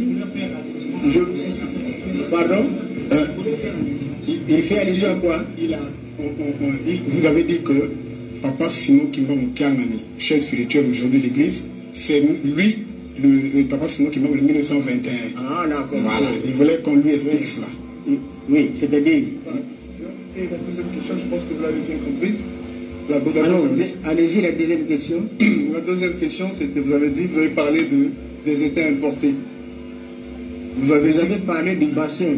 Justement, si tout était parti, donc le malaise, le problème de l'Afrique, j'ai compris que c'est parti depuis le bassin du Congo avec tout ce que vous avez eu à dire, c'est-à-dire que la vision de Papa Simon Kimbangu n'a pas été respectée, et lorsque les États africains ont parlé d'indépendance, il a été donc question que cela se fonde selon les réalités africaines.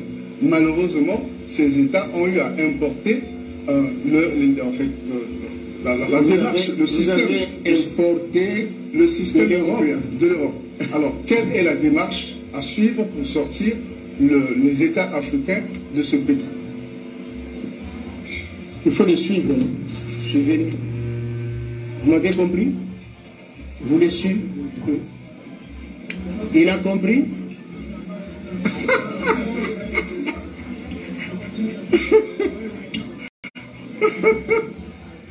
La question est très simple. Je crois que j'avais déjà répondu à cette question. J'ai déjà répondu à toutes les questions. Vous savez, pour avoir l'Afrique, le monde, le Congo, mais ce n'est pas le bassin du Congo, c'est là la gymnastique. Et c'est là que Papa Simon Kimbangu va aussi libérer le monde, c'est à partir d'ici. C'est-à-dire, le monde est attrapé au Congo par la Belgique et le monde est libéré par Papa Simon Kimbangu au Congo belge. Vous avez compris? Venez.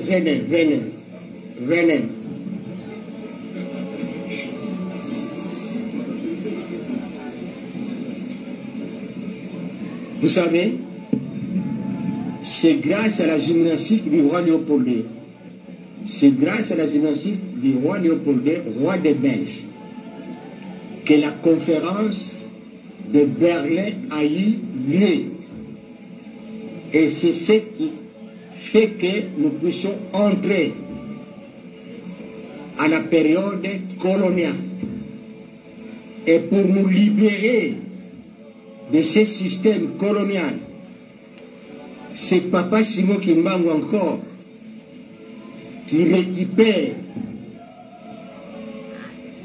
le Congo, toujours ex-belge, le 6 avril 1921, pour imposer le fondement. C'est-à-dire, il a mis fin à l'ère chrétienne et va débuter l'ère du Saint-Esprit, qui est Papa Simon Kimbangu. Et c'est le début de la nouvelle civilisation, qui est la civilisation kimbanguiste, en remplaçant la civilisation occidentale, qui est la civilisation chrétienne. C'est clair? Il a compris, docteur. Les dépêches, me signale la présence de dépêches.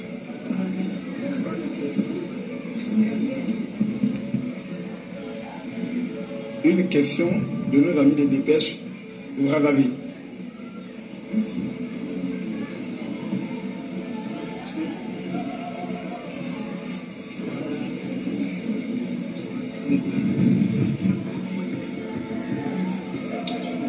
Merci, sa divinité, Papa Simon Kimbangu Kangane. Merci, professeur Papa Zoka. J'ai juste une préoccupation. Ça concerne l'Est de la RDC. Lors de votre exposé le 14 janvier à Kinshasa, vous avez dit que si on avait écouté Papa Simon Kimbangu, la situation qui vit l'Est de la RDC, l'RDC n'allait pas vivre cette situation. Alors, qu'est-ce qu'avait dit Papa Simon Kimbangu? Ou qu'est-ce qu'il fallait faire pour que on ne vive pas la situation actuelle de l'Est de la RDC?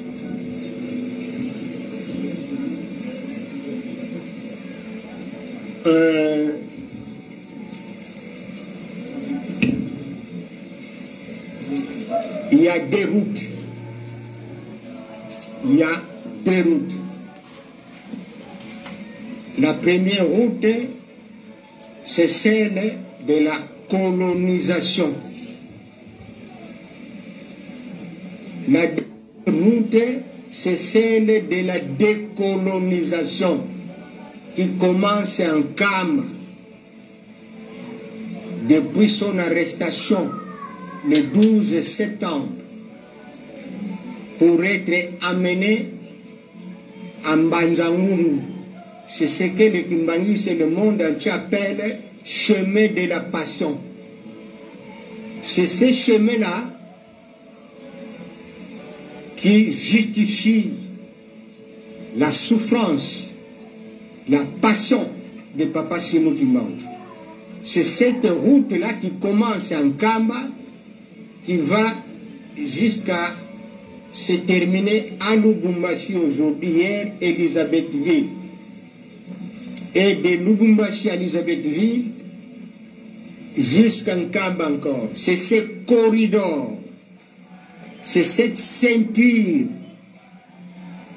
de sécurité que Papa Simon Kimbangu, comme convenu avec son maître, son ami Jésus-Christ, pour sécuriser la RD Congo, parce qu'il savait, comme je venais de le dire, la province du Katanga était déjà confisquée, pointée du doigt par la Belgique, en rapport avec les rapports qu'il avait reçus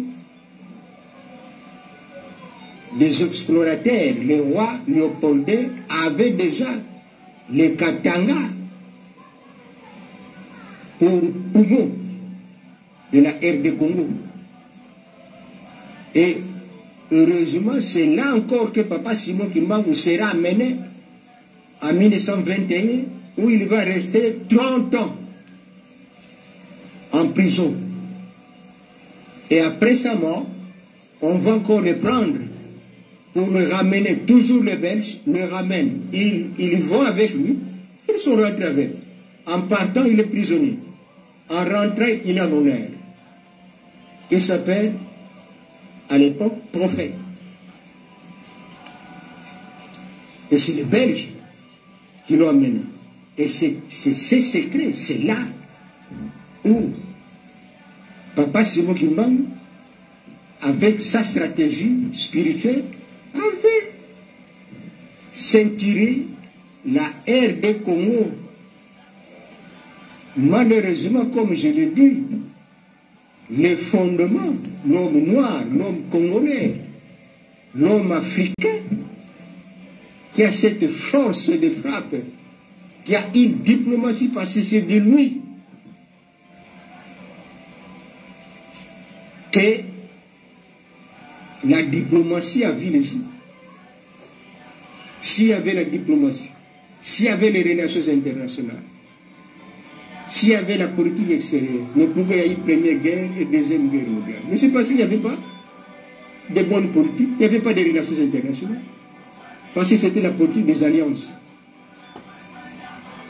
Quand l'Allemagne va discrètement signer l'alliance avec les Français, les Anglais ne savent pas. Et quand les autres clandestinement ils vont signer ça, il n'y avait pas la bonne diplomatie. Il n'y avait pas des relations internationales comme nous les avons, comme c'est défini par Papa Simon Kimbangu, clairement.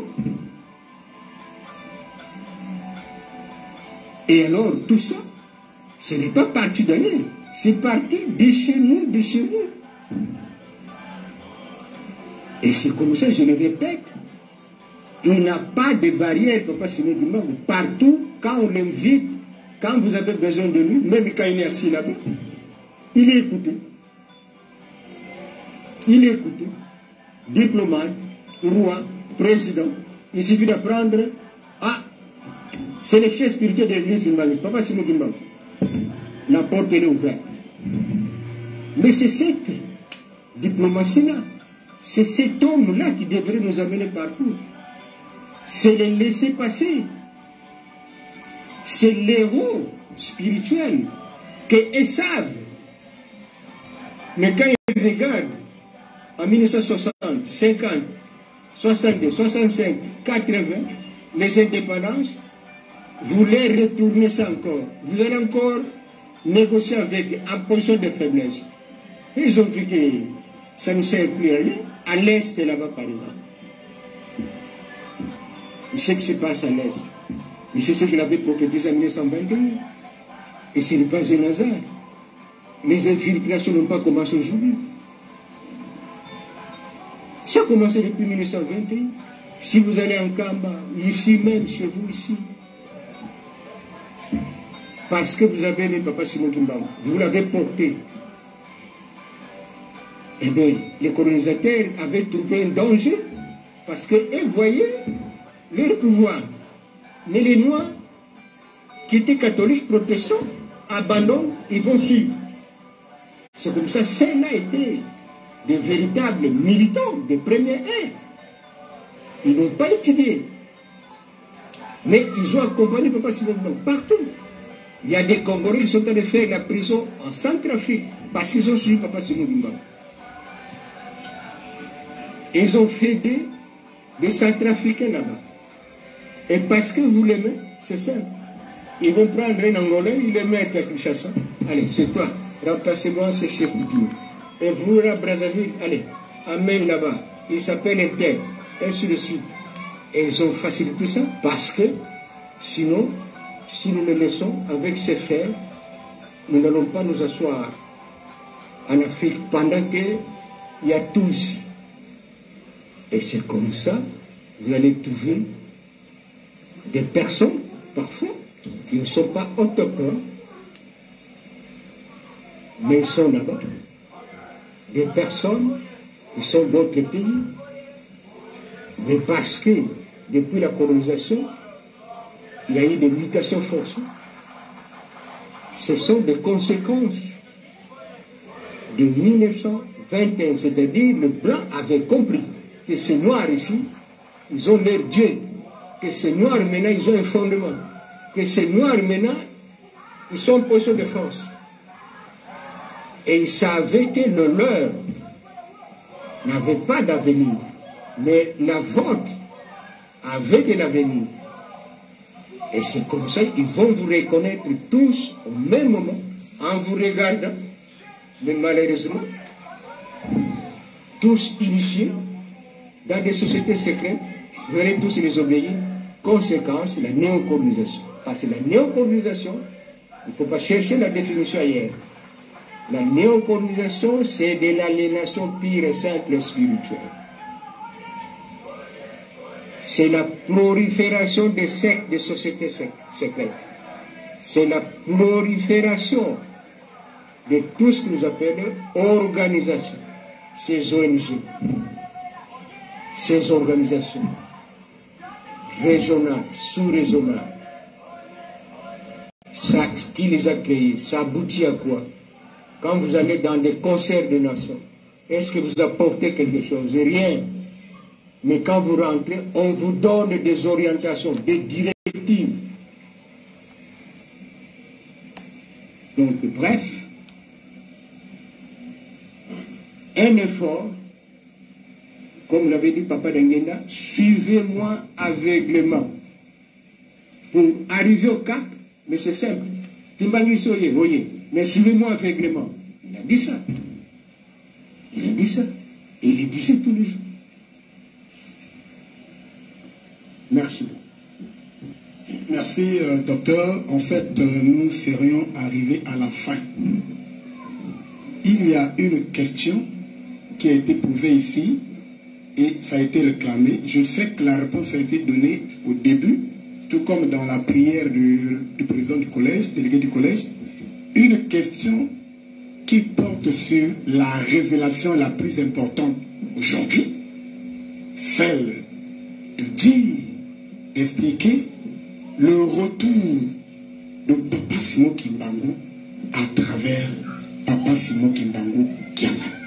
Je dis une révélation importante parce que tout ce que nous sommes en train de décrire, on dit qu'on n'a pas compris Papa Simon Kimbangu. C'est les erreurs de ceux du passé.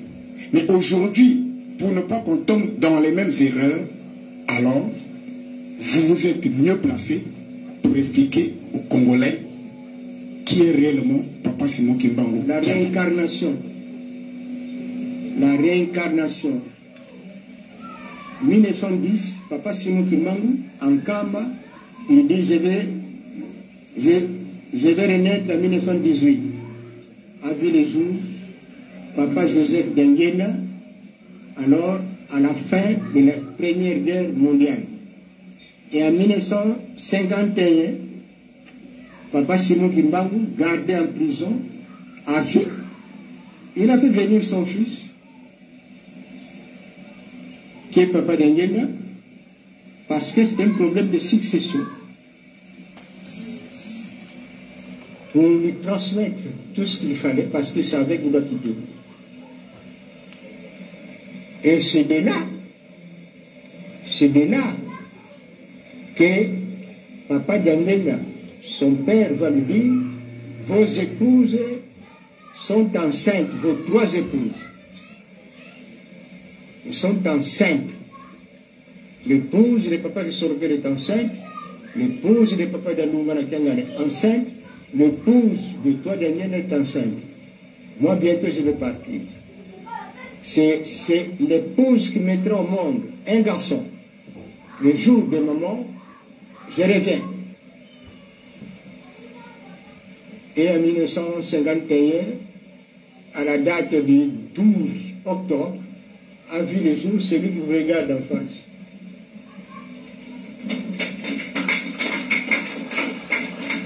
Voilà donc, alors, j'allais expliquer quelque chose, vous allez comprendre. Comment cette gymnastique, le grand-père du côté maternel était l'ami à Papa Simon Kimbangu, nuit et jour. Lui habitait Lukengo. Lukengo, c'est notre village. D'ailleurs, c'est notre village. Tel qu'il est dans l'échelle spirituelle, c'est son village. Si vous dites que je pars au village, c'est là sa maman. C'est là notre maman. Nous sommes les Bantous, le matriarcat. avant qu'ils partent tous en relégation, d'être arrêtés, parce que les deux étaient arrêtés, ils avaient déjà réglé le mariage entre le deux, c'est-à-dire le fils de Papa Simon Kimbangu règle l'affaire de son fils, Papa Dialunga. Et l'oncle, à notre maman, règle avec Papa Simon Kimbangu l'affaire des deux enfants. Donc, la maman et papa. Et quand on les arrêtait, ils sont partis, ils savaient que cette cérémonie doit avoir lieu et que celui qui est en face de nous sera le successeur de Papa Simon Kimbangu. De son vrai nom, depuis qu'il est né en 1951, c'est Papa Simon Kimbangu, tout court. Mais quand il y a eu authenticité chez nous que vous avez suivi, alors tous étaient obligés de porter le nom de votre papa. C'est comme ça on va ajouter Kiangan. Donc, comprenez l'Africain, quand votre maman met au monde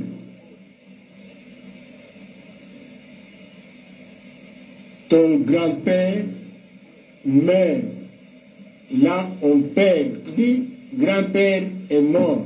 Et là-bas, la maman a mis au monde un garçon. C'est-à-dire, là-bas, les gens pleurent. Mais quand il va prendre, et puis c'est la joie, c'est la fête. Donc, les deux fêtes, ce jour-là, en Kamba. Et c'est comme ça que la succession a été réglée par Papa Simon Kimbangu lui-même en 1920-21. Et c'est comme ça, au sein de l'église kimbanguiste, il n'y a jamais eu de problème de succession. Quand vous apprenez qu'il y a un problème là-bas, il paraît ici. Non. J'avais dénoncé ça dans mon travail parce que la dissidence, on ne peut pas parler de la dissidence sans succession. Quand vous voyez quelque part, il y a des tourbillons, il y a des désordres, parce qu'il y a succession, ou bien dissidence, c'est déjà succession. Et en église humaniste, ces problèmes n'existent pas. Parce que le problème de la succession de l'église humaniste est réglé par le pouvoir discrétionnaire de celui qui est au pouvoir. Donc, tel qu'il est là, c'est lui qui doit régler les problèmes de la succession. Donc, si vous apprenez que là-bas, il y a des désordres, c'est la rébellion. C'est une rébellion parce qu'en 1921, quand les puissances coloniales, avec l'église catholique et protestante, quand ils ont vu Papa Simon Kimbangu avec son charisme, parce que tous les fidèles catholiques protestants, ils ont abandonné leurs églises, ils sont tous allés en Kamba, suivre Papa Simon Kimbangu. Ça n'a pas arrangé, parce que les intérêts capitalistes, impérialistes, étaient en panne. Il aurait fallu maintenant arrêter. Vous comprenez, on arrête le papa et on arrête l'enfant de 7 ans pour avoir témoigné que les actes de puissance de son père et récupérer le deuxième qui avait 3 ans pour le lavage de cerveau. Et c'est de là qu'on a fait des catholiques modernes. Et on les a confiés des responsabilités pendant que leur papa purge là-bas, récupère les enfants, ils ne vont pas rentrer au village. L'autre, on les désigne dirigeant de la chorale catholique. L'autre, responsable du mouvement de scout catholique et des traitements inhumains, des tortures morales, physiques, psychologiques, ainsi de suite, avec comme objectif, il ne faut pas que les enfants de Simon Kimbangu, et nous le gardons aussi, qu'ils soient successeurs à leur papa. Sinon, ça serait la continuité de l'Église. Il faut, coûte que coûte, anéantir, mettre fin à cette Église. Et le papa ne verra jamais sa famille, et ses enfants, on les garde ici, on va les transformer. Et c'est là la naissance de la dissidence parce qu'ils ont demandé aux faibles d'esprit à l'époque, c'est-à-dire les kimbanguistes, c'est ceux-là qui accompagnaient, qui étaient en relégation, certains ont été récupérés et on les a donné de l'argent pour les opposer aux enfants de Papa Simon Kimbangu et de ne jamais accepter qu'ils deviennent des successeurs de leur papa, et ainsi de suite jusqu'aux années 60. Papa Daniel, qui doit succéder à son père, est encore gardé comme commune chez le gouverneur. Et il aurait fallu une forte pression. Les Kimbanguistes ont fait des pétitions pour dire, mais comment il a posé sa démission, il doit quitter pour venir travailler, remplacer son père, et vous ne voulez pas. La pression auprès des autorités belges, en fait, ils ont lâché, et c'est comme ça que Papa Daniel va servir son père et devenir chef spirituel. Ainsi de suite. Merci beaucoup. Merci, docteur. Voir Papa Simon Kimbangu de 1921 revenir d'abord à travers Papa Diangenda en 1918 et le voir revenir vers nous depuis 1951 à travers Papa Simon Kimbangu Kiangani, pour moi, si vous me le permettez, ce serait ce que je demanderais qu'on appelle la science kimbangiste. Je crois que c'est parce que nous mettons fin à notre activité, à notre conférence de presse. C'est vrai qu'on est allé au-delà du temps prévu parce que les gens sont venus avec la soif de connaître. Et papa, le docteur Zakou, il a encore l'énergie. Peut-être prochainement, à d'autres occasions, on pourra revenir sur certaines questions. Alors, nous remercions tous les organes de presse qui sont venus à notre appel. Nous demandons aussi, nous vous présentons des excuses parce que dans l'organisation, vous avez dû constater certains désagréments. Alors, pour cela, nous sommes tous comme vous. Je crois que dans l'organisation, il peut se passer quelque chose. Pour cela, nous vous demandons des excuses. Alors, nous allons inviter le révérend Moudoudou pour dire la prière finale. Alors, donc,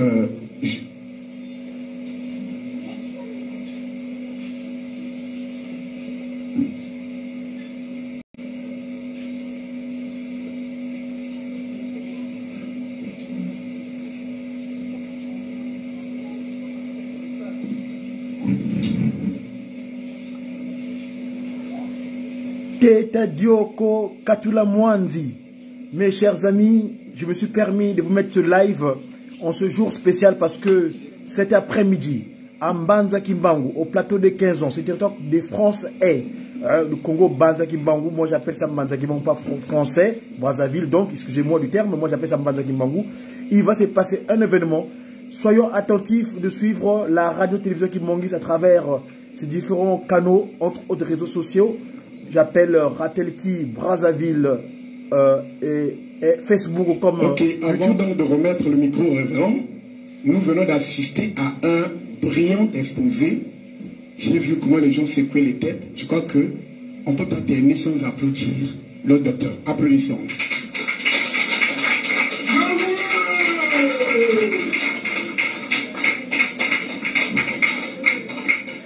Voilà. Donc, je vais remettre le micro au révérend pour la suite. Ya Congo, vous n'avez pas dit Mohana Maza. Tobonde. Au Congo, dans Zambé Tata, moi, on appelle Tata Molimo Centre, Papa Simon Kimbangu. Topese Matonde Mingi, le Lenge.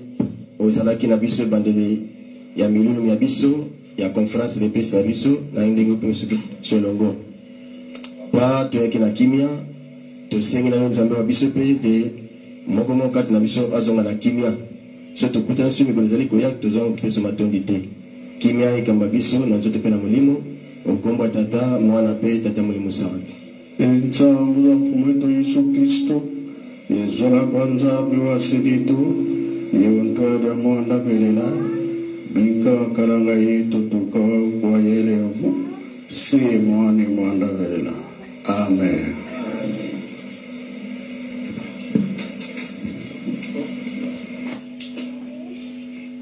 Merci. Donc, nous assistons, on se lève pour saluer le départ de Papa Simon Kimbangu Kiangani, chef spirituel et représentant légal.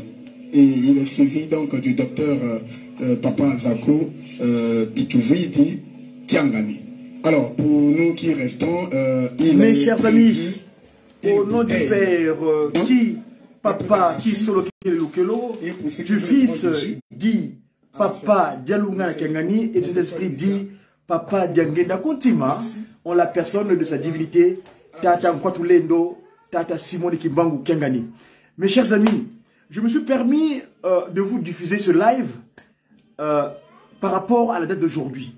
Nous sommes aujourd'hui le 1er du mois de Kundika Nene. Et oui, mes amis, vous, nous autres là, dans le 1 quart, hein, dans le 1 quart, c'est la date, aujourd'hui, on est le 7.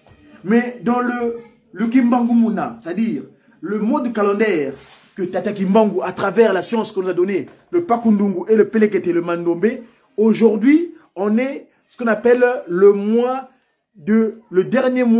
premier jour du mois de Kundi Kanene. Le mois de Kundi Kanene, qui est donc l'équivalent du mois de mars. Il y a beaucoup d'événements en ce jour, en ce mois plutôt, voulais-je dire. Mais aujourd'hui, effectivement, il y a un événement. Il se passe, j'étais avec mon directeur technique général, Papa Révérend Mavabou, qui m'a briefé un petit peu, parce que nous, on est en phase avec le siège. On est les médias, la radio-télévision Kimongis, ici, je suis sous la coordination de Papa distingué Paul Malonga. Nous, en tant que relayeurs, on est les communicants, les disciples de cette divinité. Et donc, en tant que disciples, on est les médias. Donc, moi, je vous dis que les médias, nous l'avons défini comme étant, c'est un acronyme. Média qui? Dans le mot média, messager pour une évangélisation divinement inspirée des activités de Tata Kimbangu. Média qui? Donc, messager pour une évangélisation divinement inspirée des actions de Tata Kimbangu, des activités du Kimongisme. Donc, entre autres activités du Kimongisme, c'est ce qui s'est passé le 17 février dernier au centre d'accueil Kimongisme des plateaux de 15 ans. Non, le 7 janvier, non, février, c'est février. Si madame me voilà, le février. Alors, donc, on s'est permis de vous relayer, pour rappel, ce que notre papa, aujourd'hui, papa docteur, professeur, docteur, lui il a dit toujours, appelez-moi peut-être Papa Zako. Donc, Papa Zako, avec tous mes respects, il nous a éclairé la lanterne. Parce qu'il nous dit que les intellectuels africains ont un problème. Ils ont longtemps refuté le Christ Jésus. Le vrai Christ, grâce à ce travail de thèse doctorale, et à travers cette vulgarisation, les conférences de presse, en affrontant donc les cheveux de la plume, ou les communicants, il nous éclaire, il nous précise son travail doctoral. Et donc, par rapport à ça, c'est une révérence. C'est-à-dire qu'il est digne d'être révéré en quelque sorte. Parce que ce travail-là, c'est un travail formidable. Nous, les intellectuels, moi parce que je vous dis que je me délecte de cette science-là. Ce que Papa Général nous a fait. En tout cas, mes chers amis, je ne vais pas tirer en longueur. Nous avons tous suivi. Je vous demande simplement d'être attentif avec Mbanza Kimbangu, donc Brazzaville, cet après-midi, où il va se passer quelque chose au centre Kimongis de plateau de 15 ans. Centre d'accueil Kimongis de plateau de 15 ans à Mbanza Kimbangu, donc dit Brazzaville. Je n'aime pas le terme, mais excusez-moi, moi j'ai plutôt appelé Mbanza Kimbangu. Vous m'excuserez, je connais les raisons pour lesquelles je dis ça. Parce qu'en tant qu'homme politique, en tant qu'homme scientifique, en tant qu'homme spirituel, dans le cas des 3 P2SP, nous savons quelque chose. Parce qu'aujourd'hui, nous, grâce au Mandombe, Pakundunguye Pelekete, nous expliquons des faits spirituels scientifiquement. C'est pourquoi venons nous approprier de ce que Papa Simon nous a donné. Il dit Mandombe, prends. Toi qui demandes souvent. On est le terme, nous le peuple nommé. Nous demandons souvent, mais aujourd'hui il a pensé à nous. Papa Simon qui m'a dit à Papa Obeladio, Ntalu Zazole Mwene, Yintalu, Louvangila Biabio, Louvoué d'Imfuno, mon activité matérielle. Peut-être qu'il m'a avant qu'il soit arrêté. Avant qu'il soit, enfin, il va pas arrêter, je veux dire, la manière dont ils ont utilisé, qu'il soit appréhendé ou bien à se donner en pâture pour effectivement nous sortir de cette entrave luciférique. Il avait laissé le symbole de Pakundungula. Les images existent. Mes chers amis, quelle chance. Suivons d'abord ce cantique fondamental où Papa Simon Kimbangu nous explique bien comment il a voulu que eux, il leur a fait tenir le 1/4. Mais Mbanza Longo et Nitu, il leur en a privé. Jérusalem nous a donné le sanctuaire sacré. Cette cité de paix. Il est en train d'accomplir ses promesses. Toi, peuple noir, prépare-toi à te réjouir. Car c'est lui, le Mbungutulendo, le vrai divin, d'éternel dans l'éternité. Il vous est réapproprié ce qu'il avait caché.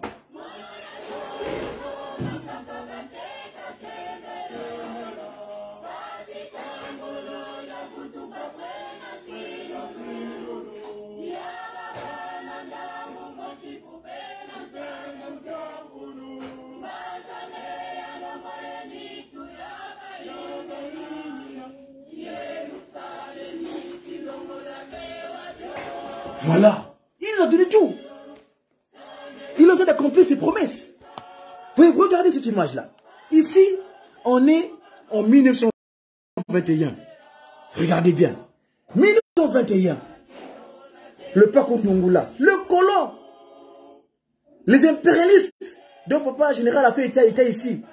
Ils sont venus occuper ce Nkamba-là pendant des années. Ils ont occupé ce territoire. Voyez-vous? Et Papa Simon Kimbangu de son amour majestueux, il savait, hein, sa divinité. Regardez.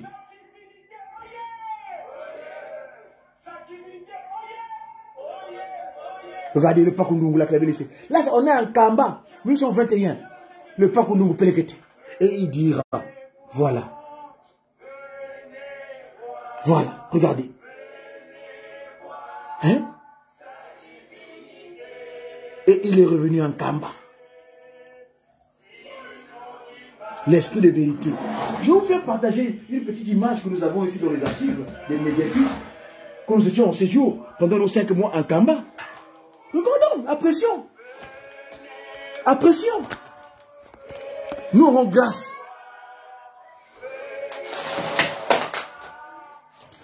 Voilà le Père divin, Père céleste. Voilà. Voilà. C'est lui le Père divin. Le créateur du ciel et de la terre. L'esprit qui errait sous les eaux avant que la matière soit. Voilà.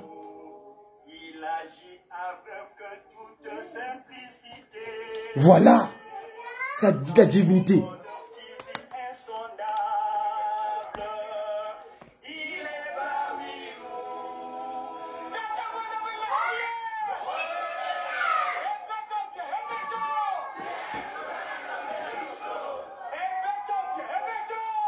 J'ai qui? Nous avons qui?